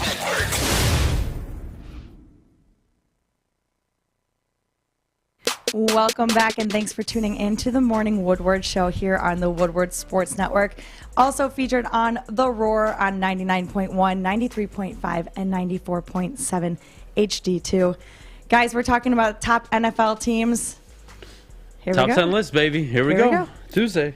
Jeff, go Number ahead. 10, I have the New England Patriots. And listen, they're holding on by a thread. And I've had the Patriots in my top 10 for the majority of the year. And I still believe in them. They're 10-6 right now. They're not going to win. I don't think they're going to win their division. I think the Bills have that, the tiebreaker. Yep, they have the tiebreaker right now. Yep. Both teams playing a different team in the final game of the year. Still have faith in the Patriots, but as of right now, they make my top 10 list. And they edge in at number 10. All right, number 10, I've got the Arizona Cardinals. They earned my respect this week, beating the Dallas Cowboys. And to be honest with you, they were totally undermanned. Yeah, they were. And Cliff Kingsbury finally put together a game plan that got Kyler Murray out of the pocket, got him comfortable. On third down, he was magical. And the Dallas Cowboy defense did not show up, neither did the offense. They lost Michael Gallup. But, guys, Dak Prescott, you jackasses wanted to pay him $40 million. I sat up here and told you, don't you dare do it. Because how are you going to get him all And here you go. When you don't rush for over 100 yards with Dak Prescott this year, he's 0-5.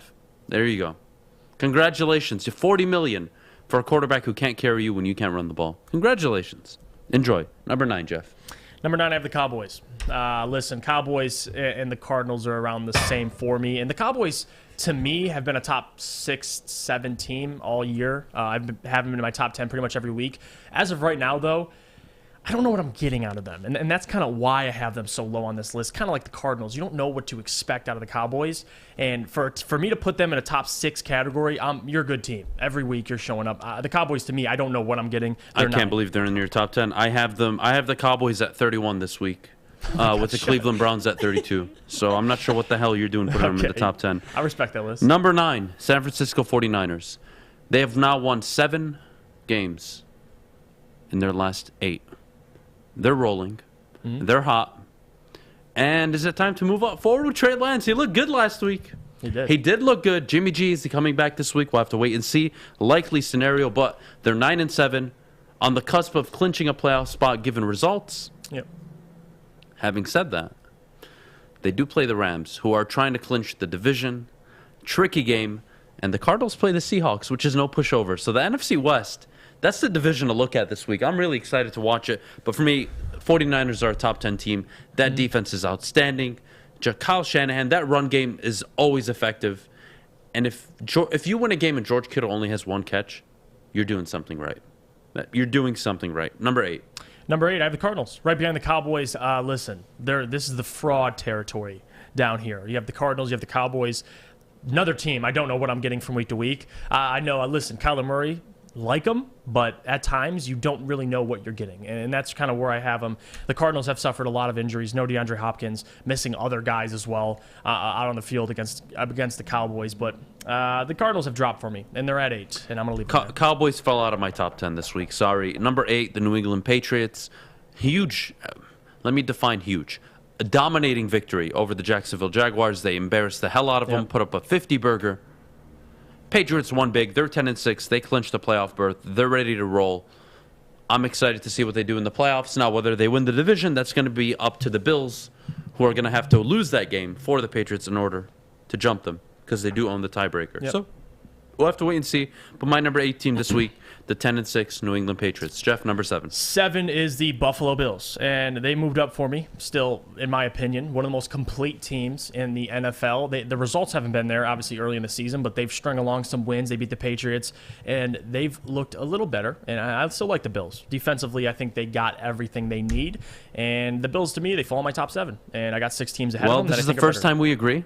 I've got the Buffalo Bills at 7. So at least we did agree on 1. There's no chance in hell we agree on top 6. Oh, hell no. All right, so I'll agree with you on 7, Buffalo Bills. Yep. They're such a good team, so inconsistent. Josh Allen had a dud in the last game, but they played Atlanta and they got away with it. They ran the ball very well. Buffalo's got to get their act together. I really believe in their talent, but they're playing so far below their own expectations. It's really frustrating. Number 6, Jeff. Bengals. I have the Bengals in my top 6. I'm a big fan of the Bengals. Offensively, that's a problem. That's a problem in the AFC. And defensively, they're coming along. They have guys who can make plays. But offensively, to me, they're 10-6. Zach Taylor's done a tremendous job with that team, not only winning the AFC North, but Joe Burrow back-to-back games with over 400 yards passing. I think in the last 2 games, he has 1,000 yards passing, 8 touchdowns, 0 interceptions. And their wide receiver core can't be guarded. And they have Joe Mixon in the backfield. I like them. We'll see what they can do, in the playoffs. But as of right now, they're a top 6 team to me. And I got 5 ahead of them. Nope. Okay. Number 6 this week, the Kansas City Chiefs. I'm not sold that they're back. I'm not sold that they're the team that you've fallen in love with. Okay. They're not beating you over the top. They're not hitting you with big plays. Tyreek Hill, again, another quiet week. Travis Kelce, okay. Nothing special. Mahomes isn't giving you anything special. You jumped out to a lead and you still couldn't close it against Cincinnati. Don't want to hear it. They're falling to number 6 this week. I've got the Kansas City Chiefs at number 6. Number 5, here we go. This is where things get interesting. I have the Chiefs. One above you. Listen, the Chiefs, I'm not going to say they're back as of 2 years ago but they're playing well. And listen, they lost to the Bengals. Hear me out. But the previous weeks, they were on a tear of 7 straight. So I'm going to say, listen, the Chiefs, defensively, they have questions. And at times, I don't know, if the Chiefs' defense was just going to show up against the Bengals. They didn't. But other teams, they've averaged around 10 points, so they do. But it is the Chiefs, and they do have a lot of experience, not only, especially this part of the season, but in the postseason. So I like the Kansas City Chiefs. I have them at 5. Kansas City can kick rocks. They're going to stay at number 6 until they prove it. Number 5, the Cincinnati Bengals. Joe Burrow, the first quarterback in NFL history, back-to-back games with 400 yards, 4 touchdowns, and 0 interceptions. Yep. Joe Burrow, clear franchise quarterback. They nailed the Jamar Chase draft pick. Happy for the Bengals. They're number 5 this week for me. They've earned it more so than the Chiefs have. So for me, I don't care about the record. Yes, they have one more win than the Chiefs. Great. Or excuse me, the Chiefs have one more win than the Bengals. Cool. I don't care. Yeah, I wasn't ranking off wins. I don't care. I've got the Bengals. I think they're a better team than the Chiefs right now. Number 4. Here, again, if we agree on one of these, I'd be shocked. I really do. So you want me to read mine first? Yeah, go ahead. All right, I'm going to give you 4 and 3. Number 4, the Tennessee Titans. Do we agree? No. All right, good. I've got the Tennessee Titans as the number 4 team this week. They are phenomenal, winning without their best player. Mm-hmm. Mike Vrabel and that coaching staff has done a hell of a job. The defense is legit. We might agree at 3. We might have 3 and 4 swapped. Who's your or 2, or who's your 3 actually? We'll have to wait and see. The Tennessee Titans for me, number 4 this week. Jeff? I have the Rams at 4. Ooh, okay. I have the Tennessee Titans above the Rams. They beat them. And listen, although Derrick Henry not in the lineup, I believe when Derrick Henry returns at a lineup and there's a matchup between the Rams and the Tennessee Titans, I'm not going to easily pick the Rams. I like the Titans. They're a good team. They're well coached. Their defense is showing up. And they've done it all with Donta Foreman running the football. So get Derrick Henry the ball. This team was going to go to another level. So I like the Tennessee Titans at number 3. I have the Rams at 4, though. All right, number 3, I do have the Tampa Bay Buccaneers. Oh. The Tampa Bay Buccaneers winning another game. Tom Brady without anything. AB walking off the field. Yes, it was against the Jets, but God damn it, Tom Brady, you just can't stop winning football games. It drives me nuts. He's so good. And you know what? It was really a coin flip between them and the Rams at number 2 and 3. It really was. And the key differentiator for me was which team is more healthy. And it's the Rams. Yeah, the Buccaneers are winning some regular season games, but look, I told you guys, the Chiefs and the Bucs I don't see getting back to the Super Bowl this year. Mm-hmm. And I am going to take that into account. So for me this week, the Buccaneers, number 3. Number 2, the Rams. They've won now 2 straight games where their quarterback has given them every reason to lose that football game. And that's a positive sign for me. Now, do I want my quarterback throwing 5 interceptions? No, I don't. It's really annoying. And it just sets up my team for a more difficult game than it needs to be. Having said that, when I needed my quarterback most, all season long, in the fourth quarter, 11 touchdowns, 0 interceptions. So the guy just needs to stop turning the ball over in every other quarter. Because it's driving me nuts now. 15 interceptions. Cut it out. Cut out the interceptions. This is one of the best teams in football. The defense is legit. Aaron Donald. I don't know if you guys have seen this stat. But there's an x-axis and a y-axis. Now, the bottom axis is for how often you're double-teamed on a 0 to 1 scale.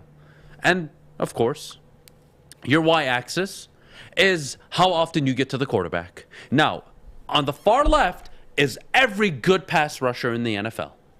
Anywhere between 0.25 in terms of double team and 0.5 to 0.7 in terms of pressure. And then there's Aaron Donald all the way at the top right of the chart, 1-1 in both double team rating and pass rush rating. The dude is a menace. Now, I know J.J. Watt's Defensive Player of the Year, but my goodness, Aaron Donald is still the best player in football. And it's been that way for almost 4 or 5 years now. He is unbelievable. Having said that, I got the Rams at number 2 this week, Jeff. Number 2 for me, listen, I hear what you're saying, especially about the health. But I have Tampa at 2. And now, I don't mind the Rams being at 2. They obviously, talent-wise, they are more talented as of right now, but I think it's just partially me not counting on Tom Brady and the Buccaneers. I mean, they came back on the Jets. It's the Jets. Let's be honest. But they did it without Antonio Brown throwing a tantrum. They did it without Mike Evans and Chris Godwin. So I give them credit. They're number 2. I think number 1, though, we agree. Yeah, no, it's the Green Bay Packers, so, without a doubt. I think 1 through 4, it's all rearranged, but we kind of Who's agree. healthier right now, the Rams or the Bucs? Oh, it's definitely the Rams. I mean, the Rams are healthier. Yeah, they're more healthier. The Titans, I have them in my top 4. Am I going to take them over the Rams? Yeah, they won the head-to-head matchup, but I don't know how I feel. Look, the Rams are peaking right now. They've won 5 straight. They're hot, and they're not playing their best football. That's the funny part. Their quarterback is not playing his best football, and they're still winning football games against the Vikings, and then in the week, they're against the Ravens. 2 decent football teams. Not bad. Rams are peaking at the right time. Aaron Donald should be in the consideration for not only MVP, but Defensive Player of the Year, but he won't win either. Unfortunately, I think people are sick of giving him awards.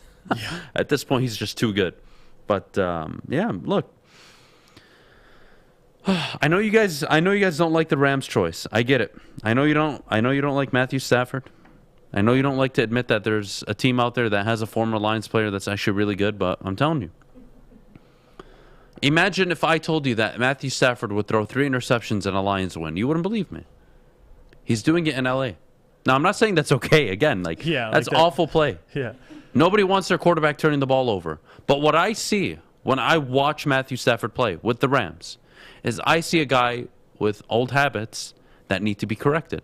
He doesn't need to be doing too much right now. Take the easy throws or throw it away. Stop forcing the ball downfield. We don't need it. You're with the Rams right now. You've got a coach. You've got a defense. You've got a team. You've got the organization. You've got the front office. You've got it. Chill. He needs to calm down a little bit. Stop with the happy feet. Stop with the happy arm. Stop trying to force it down the field. This isn't Detroit. You're in a better situation. Take care of the football. You take care of the football, it's going to be really hard to beat the Los Angeles Rams. And vice versa. If you want to turn the ball over 2-3 times come playoff time, Stafford, I don't see how you guys win a football game. I really don't. Any team, not just the Rams.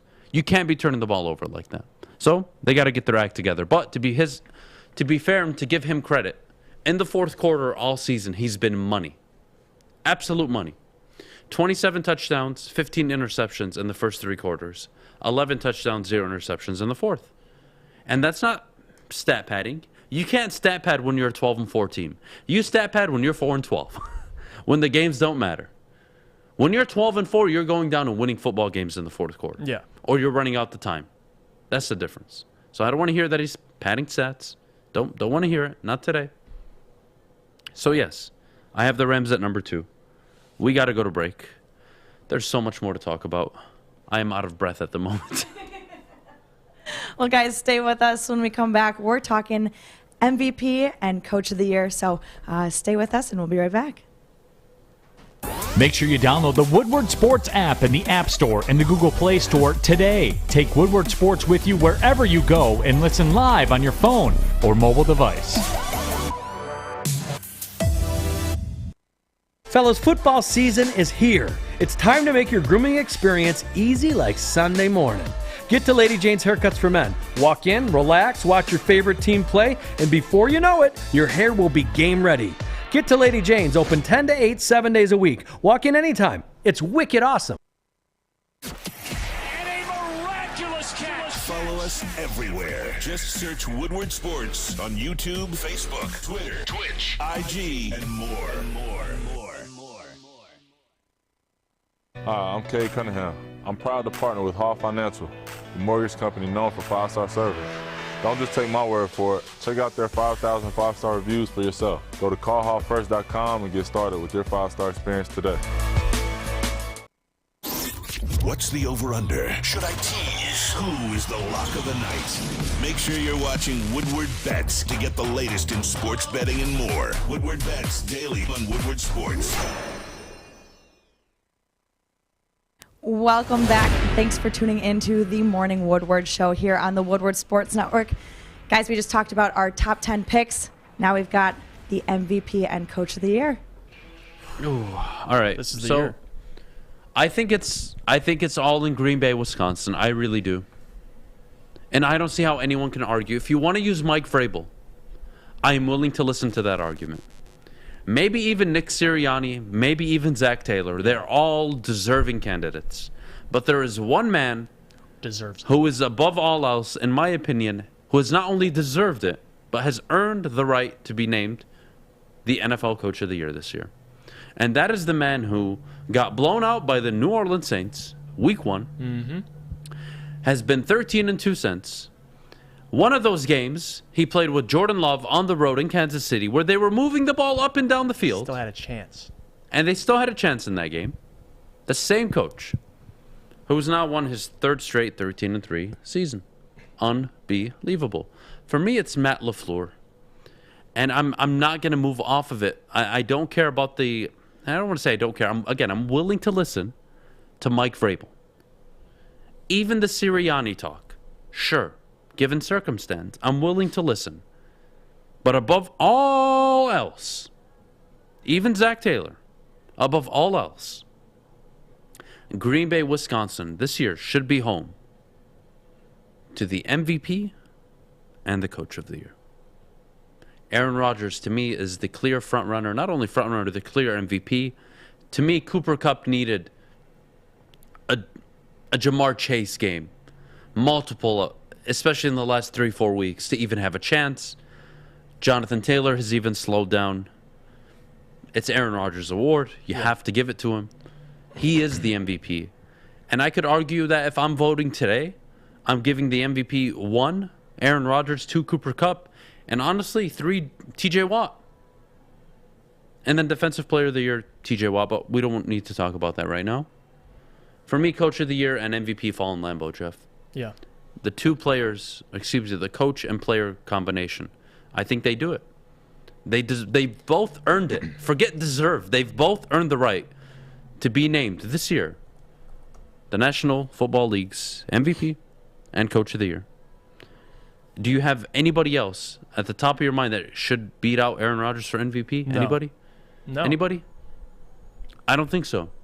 Coach of the Year, I already gave you the 3 names I'm willing to listen to. But that does not mean I'm changing my vote. My vote's going to Matt LaFleur. You guys can diminish a 13-3 season all you want. You can diminish 3 straight NFC North title games or titles. You can diminish 2 straight NFC divisions, NFC conference championship appearances. You can diminish it all you want. He got a bye week this year. He wins 1 playoff game. He's in a 3rd straight NFC title game. Guy can coach. Guy can coach. Sorry. And for me, this year, he's Coach of the Year. Not Bill Belichick. None of these guys. Not Cliff Kingsbury. Not Mike Tomlin. None of them. None of them. None of them deserve to be coach of the year. The Mike Vrabel argument, Zach Taylor, Sirianni, I'm willing to listen. I have my ears open. Give me your arguments, and I'm willing to listen. But if I'm going to be willing to listen to your arguments about Vrabel, Zach Taylor, or Nick Sirianni, you better open the hell up and listen to what I have to say. Because I don't think anyone can make more of an argument than they can for Matt LaFleur to any other head coach. Jeff? No, I couldn't agree with you more. I think both awards go to Green Bay, and it's been tough for me because I've tried to argue Mike Vrabel, and still, my top three still remains for Coach of the Year. It's Matt LaFleur, number 1, Mike Vrabel, number 2, and then I have Zach Taylor, number 3, and it's close. But Mike Vrabel, the difference to me, Mike Vrabel, obviously, you lost Derrick Henry, week 8, and now they're 11-5. They won their division. They're almost atop of the AFC, basically, tied with the Chiefs. So, to me, I'm going to say Matt LaFleur because I think he's deservingly so. And I think that I'm not taking the 3 years. Obviously, it's this year. That's what the award's based on. But Matt LaFleur over 3 seasons, almost 40 wins, and the guy hasn't even had a Coach of the Year award yet. This season, if any, it's time to give it to him. I honestly have a real question for everybody at home and in the room. If I'm successful, and I continue to be successful, does that take away from my success? I'm asking.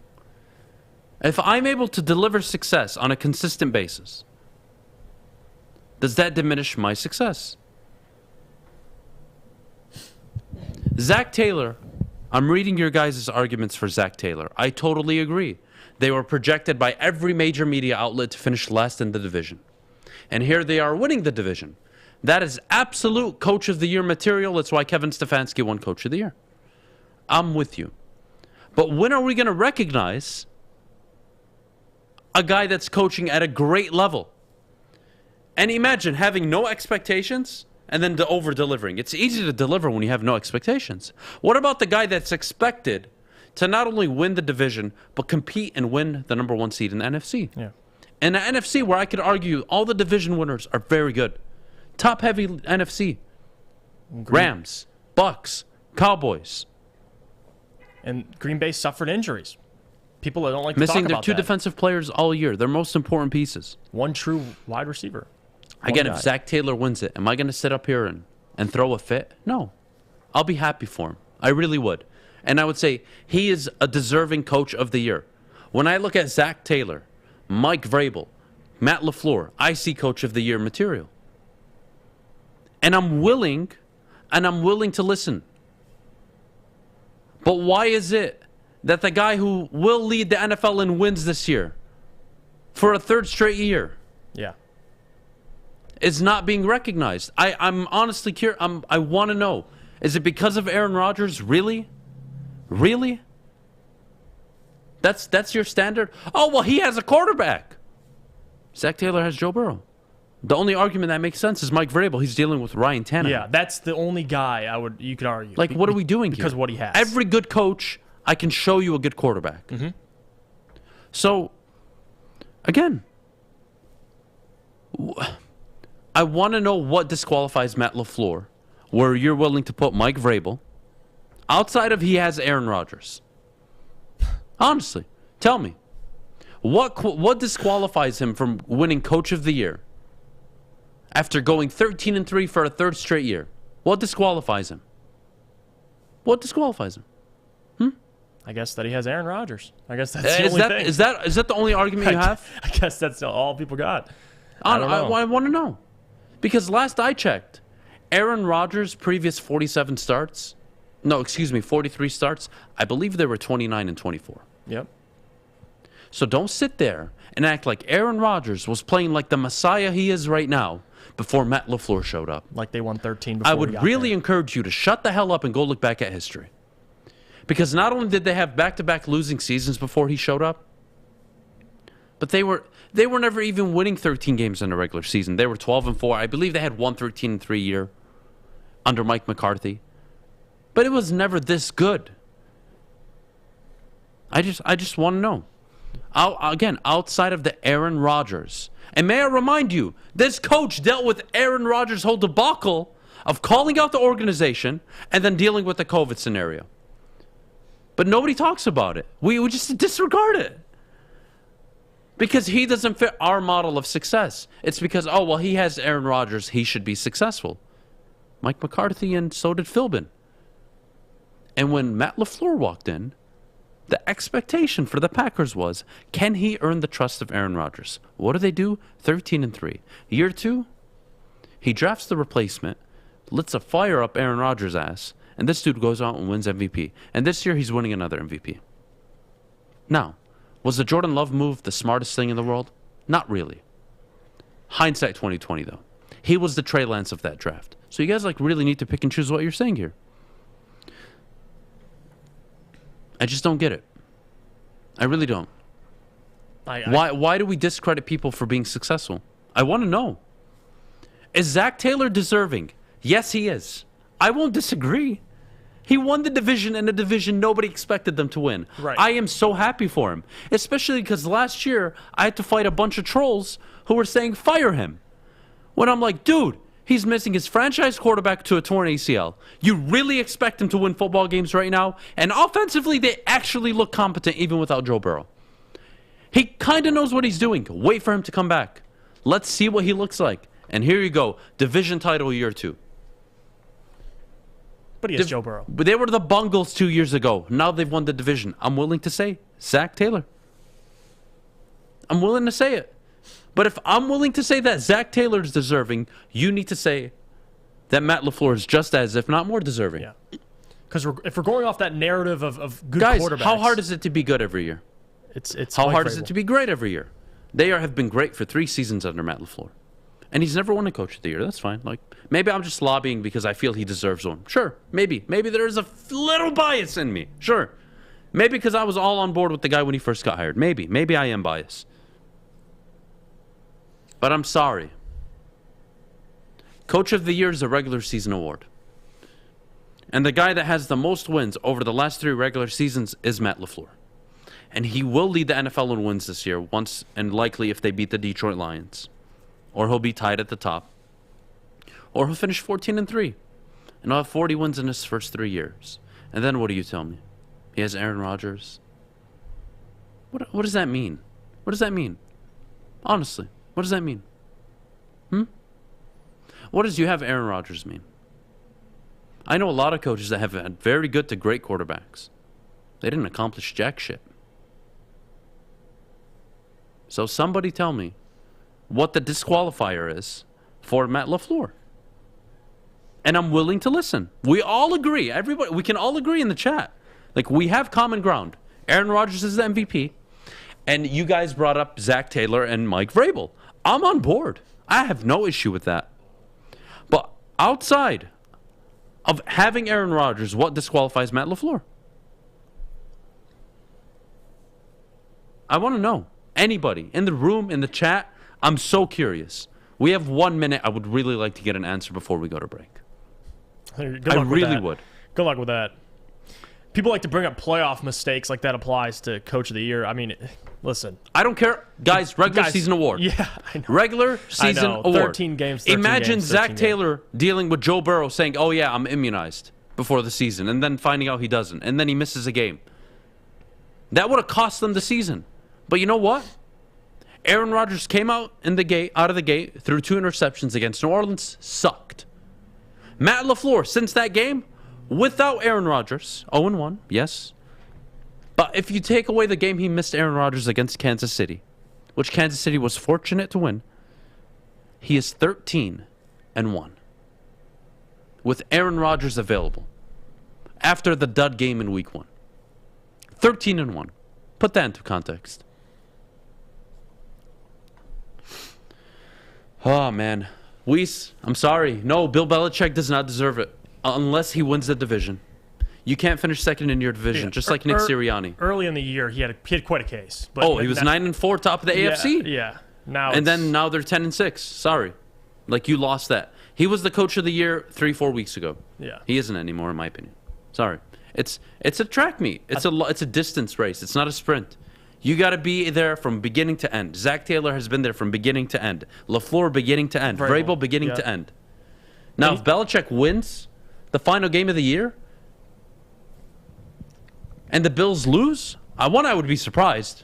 But two, he enters the conversation. But I still don't think he's even the coach of the year. No, I would take Zach Taylor or Vrabel over him. Obviously, LaFleur's in the conversation. We got to go to break. I apologize for ranting, but excuse me, I just want answers, and nobody's given me anything. Well, lucky for you, we have another debate coming up after the break. Cade McNamara or J.J. McCarthy? We'll be right back. Fellas, football season is here. It's time to make your grooming experience easy like Sunday morning. Get to Lady Jane's Haircuts for Men. Walk in, relax, watch your favorite team play, and before you know it, your hair will be game ready. Get to Lady Jane's, open 10 to 8, 7 days a week. Walk in anytime. It's wicked awesome. Woodward Sports. Missed part of the show today? Watch again on YouTube or download the podcast anywhere you listen to podcasts. Hi, I'm Cade Cunningham. I'm proud to partner with Hall Financial, the mortgage company known for 5-star service. Don't just take my word for it. Check out their 5,000 5-star reviews for yourself. Go to callhallfirst.com and get started with your 5-star experience today. Opinions are like ear holes, and we're putting ours in yours. Well, that's not winning, joint. It's Woodward Sports. Welcome back. Thanks for tuning into the Morning Woodward Show here on the Woodward Sports Network. Guys, it's up for debate. Cade McNamara or J.J. McCarthy? Who do you have on the conversation? And I know the easy answer, Adam, but I've seen social media posts. I've seen people talking about it. And they said, why? The chat can answer this as well. They can turn to this conversation. People have actually asked, okay, you have Cade McNamara, who a lot of people expect, maybe probably to transfer. People have actually asked the question. You have a quarterback who beat Ohio State. You have a quarterback who, threw over 300 yards against Michigan State. You led in that game. You didn't win. And you had a quarterback who led you to a Big Ten title. You won. And then you lose against Georgia. We need the chat's opinion because I know Adam's about to go off about J.J. McCarthy, and I'm probably going to agree with everything he says because J.J. must start next year. But, Adam, why is this a conversation? Because we live in a society full of idiots. That's why. That's why. Because we're dumb. Life is so easy for us. We wake up, there's coffee. We're not fighting for dinner every day. Yep. Life is so easy for all of us. So we can sit on social media and say dumb crap all day. That's why. Because we're a bunch of idiots who know nothing about life. Really? Really? You watched the Georgia game and felt like, oh yeah, Cade McNamara, he can get us to the college football playoff again. We just need more talent. You losers.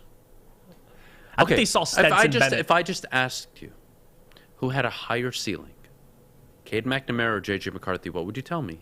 All of you would tell me J.J. McCarthy. Okay, so we agree there. If I told you who's the more poised quarterback as of January 4th, 2022, I could argue Cade McNamara. Great! By spring ball, J.J. McCarthy will be 100x the quarterback Cade McNamara is. Mm-hmm. And whether Cade transfers or anything, I could care less. I'm not interested. Go to Hawaii.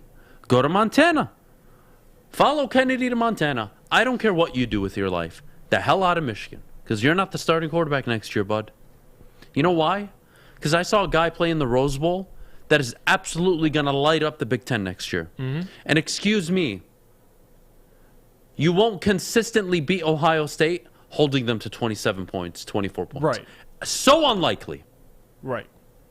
So yes, Ohio State likely next year does drop 38, 41, 45 points on you. You better be prepared to go toe-to-toe with them. And for me, it's J.J. McCarthy. 100%. J.J. McCarthy has to be the starting quarterback next year. Why would you bench him again his sophomore year? I mean, you lose him. You lose him 100%. The guy's going to transfer. I mean, it's absolutely ridiculous. Look, I'm sorry, all you Cade McNamara lovers. I know you want to, massage his balls a little bit today because he just got his ass kicked by Georgia. But kick rocks. This is the quarterback I was telling you about since week 1. And you wouldn't listen. Adam, he wins games. You're wrong. Really? Really? Go look at Michigan State game. Even the Ohio State game. What did he do to win you the football games? Georgia, what did he do? What impact did he make outside of throwing duds to the sidelines against Georgia? Oh, he was under pressure. No crap. That's why everybody prefers J.J. McCarthy. He can escape, get out of the pocket, and make plays. Unscripted. Against a team that's way more talented than your team. C.J. Stroud is going to have Smith and Jimba and Marvin Harrison Jr. next year, along with Henderson at running back, and a very good offensive line.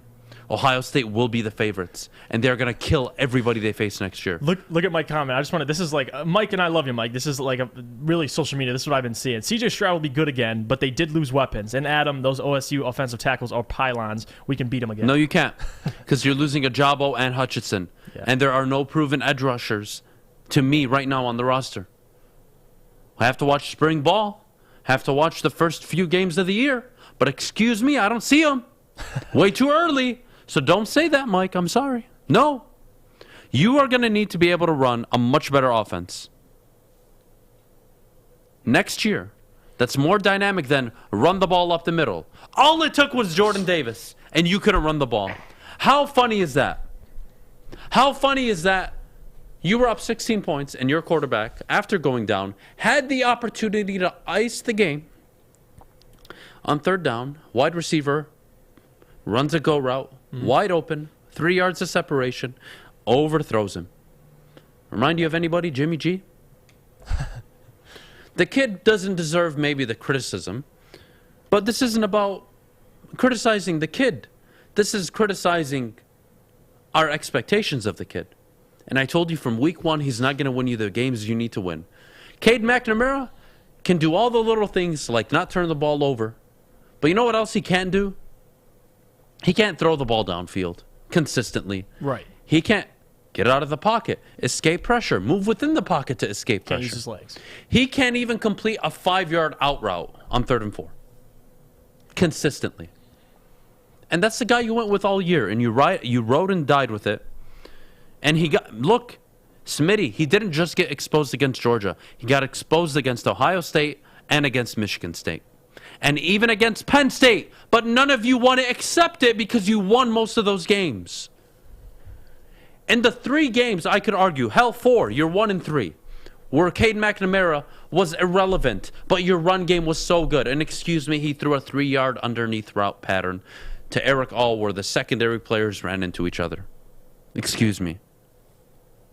Ohio State will be the best team in the Big Ten next year. Without a doubt. And if you think Cade McNamara is going to deliver you a 10, 11-win season next year, kick rocks. Start the kid who has the higher ceiling, and maybe, just maybe, the games you're supposed to lose next year, you may very well win. Because there are a lot of games you may lose next year. And I'd rather have the kid that down 14 I know can bring me back instead of relying on my running backs, who I'm losing, by the way. I'm losing Hassan Haskins. Donovan Edwards, is he going to be a more dynamic version of Hassan Haskins? You hope so. But I'm sorry. I'm sorry. J.J. McCarthy next year, and it's not even close. No, I couldn't agree with him. We'll continue this after the break. When we get back, mailbag time. Get your questions ready in the chat. We'll see you guys right after the break. Okay, you thirsty little spin goblins. I want you to pedal into the next dimension. Spin it! Spin! Spin! Uh-oh! Carmen's falling behind. Let's give her the hiss of shame. Spin! Spin! Spin till you bleed! Don't ride the bike of shame. Come to Planet Fitness and find your own lane with tons of equipment, free fitness training, and no hissing. Join today for just $10 a month. What's the over-under? Should I tease? Who is the lock of the night? Make sure you're watching Woodward Bets to get the latest in sports betting and more. Woodward Bets daily on Woodward Sports. Welcome back to the morning show, where our phenomenal audience is delusional and doesn't remember history. You geniuses, Brian Edwards, my friend. You're the first one. J.J. McCarthy did not fumble on the snap to Blake Corum. Blake Corum fumbled the snap. What is this misconception that it was J.J. McCarthy that botched the snap? He didn't. He got the snap perfectly. He put it into the stomach of Blake Corum. It was a run play. It was not RPO. Corum botched the play. Corum admitted it. Harbaugh admitted it. Like, why are we still on this? Why? Why is this still a conversation? Why do you still believe something that didn't happen? Why do I live in a country that believe things that did not happen? Why? Why? Why are we forgetting what actually happened? I don't know. Jeff, you have a question. Who would you start a team with? Justin Jefferson or Jamar Chase? Ooh, that's tough. They're both prolific receivers. I'll go Jamar Chase just because I watched Justin Jefferson last season. And this season with Jamar Chase, man, like him putting up 300-yard games with 3 touchdowns, sign me up. And that's the guy who can absolutely take the top off any defense. And if you have a quarterback who can get him the football like Joe Burrow, give me Jamar Chase. That guy's he's too explosive. Put up 60 points in fantasy the last week. It's ridiculous. Brian, what about the play before? He ran out of bounds, and he fumbled the ball as he was out of bounds. Lord have mercy that he fumbled, and it went out of bounds. Lord have mercy. Did he turn the ball over? No, he didn't. Did he turn the ball over when he handed it off to Corum? No, he didn't. What are we doing? And that was not the reason they lost the game. Their defense not being able to stop Kenneth Walker and Cade McNamara. I keep saying that. I don't know why. Too many Cades in Michigan. One of them's got to go. Cade McNamara overthrew a wide receiver on third and 4, 3rd and 8 in the red zone late in the game that would have sealed the deal for Michigan. And he failed. Cade McNamara can't lead you to a national title game. I hope you understand that. His ceiling is a very good game manager who can win you 9-10 games every year. And this year you ended up winning 12. That's great. You exceeded expectations. You had a phenomenal roster. Great. Phenomenal roster that got beat down by Georgia. You need more than Cade McNamara to beat Georgia. You need faster players and a dynamic quarterback. And you don't believe me? Ask Clemson. They weren't relevant until Deshaun Watson walked through that door. Trevor Lawrence walked through that door. And since they both left, they have been irrelevant. 9-win team this year. Irrelevant. Didn't win the ACC. Irrelevant. All the good coaching Dabo Swinney had done did not matter until he got Deshaun Watson and Trevor Lawrence through that door. You tell me. Question. Keep Jamal Williams or roll with Craig Reynolds and Jefferson? Roll with Craig Reynolds. You don't need to be paying running backs more than you have to. Especially with that offensive line. Hopefully fully healthy next year. Craig Reynolds is a guy that I think hits the hole probably better than most running backs do. I think he's very sound fundamentally. The fumbles do concern me, but look, you pay Jamal Williams. I'm not sure what it will cost you to get rid of him, but yeah, Jamal Williams isn't like an X-factor player right now. Nobody is. Right. So whether you get rid of him or not is beyond me. I could care less. Adam said, what Detroit team is the quickest away from winning a title? The closest team to winning a title is the Detroit Tigers. Detroit Tigers. I think they win the pennant this year. I'm going to keep saying it every time it gets brought up. They will win the pennant this year. And whether or not they're good enough to make a World Series run, I don't think so. But I wouldn't leave it out of the question. And in the next 2-3 years, I see them making a run. I really do. Watch out for this team. Yeah. I really like the Detroit Tigers. I'd probably say that, Tigers are the Red Wings. So Tigers when do we trade Swift is the question. That's a great question. I'm hoping sooner than later. And it doesn't need to be next season. It can be even the year after. But I'm not picking up his 5th-year option, and I'm not paying him. Even if he starts 14 games for me next year, I'm not paying him. Guys, you don't need the feature back, the dynamic back in the NFL. Kansas City, nothing. Green Bay, it's kind of running back by committee right now, even though Aaron Jones is a stud. Yeah. Depends on how you want to run your offense. Depends how the offense runs, but you don't need that guy, the Dalvin Cook, the Christian McCaffrey. Right. You don't need that. Even Nick Chubb. They're 7-9. They have 7 wins with one of the best running backs in the NFL. It's not the most impact position. It isn't. So yeah, DeAndre Swift, am I open to trading him? Maybe. What exactly can you get for a running back So, yeah, I'd rather just use him up and let him go to free agency. But what exactly do I get? A 4th-round pick? I'm not getting a 1st or 2nd. I know that for sure. So what exactly am I getting for DeAndre Swift? Maybe that's the question. Mock drafts have us taking Thibodeau and Malik Willis. Oh, God. Well, I would commit suicide, Mike. I'm fine with Thibodeau, but no, Malik Willis, hell to the... We're not taking Malik Willis in the 1st round. He's nowhere near the prospect Lamar Jackson was. No. Can we stop the nonsense? You want to take him in the 3rd round? Be my guest. You're not taking him in the 1st or 2nd round. Hell no. Now, if Brad Holmes does it, I'm going to sit up here and say, I disagree with it, but I'm going to support it because I trust Brad Holmes. Mm-hmm. But that doesn't mean I can't disagree with it. Next question. You trade Swift as soon as you get a 3rd-round pick for him or more because all you can hope for is a 3rd-round pick or later. I do agree. Steven. I'm not sure what the market is for him. Does he get a 3rd-round pick considering his injury history? I don't see it. But yes, I'm with you. I think that position is so expendable. I don't see why you would ever pay him.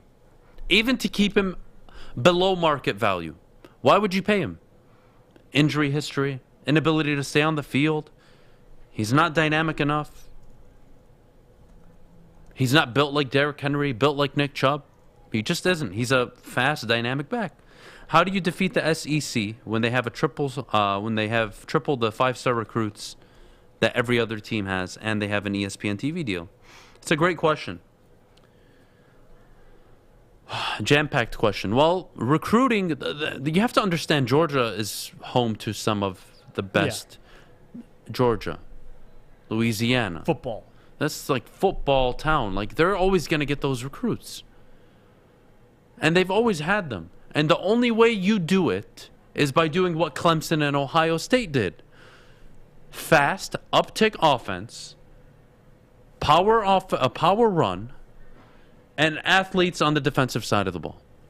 It's the only way you can match up with the SEC. Not the Jim Harbaugh way that did win you a Big Ten championship, but will never win you a college football playoff game, let alone a national title game. You need to get players that talented. And the only way you do that is by getting a scheme that allows them to flourish. Why do you think all the receivers go to Ohio State? Right. Because they know they're going to get 100 receptions plus, on probably. That spread offense, yep. Because they're going to throw the ball 40, 50 times a game. That's why. Why do they go to Clemson? That's why. So, yes, you do need to expand and maybe have a more modern offense if you want to be taken seriously.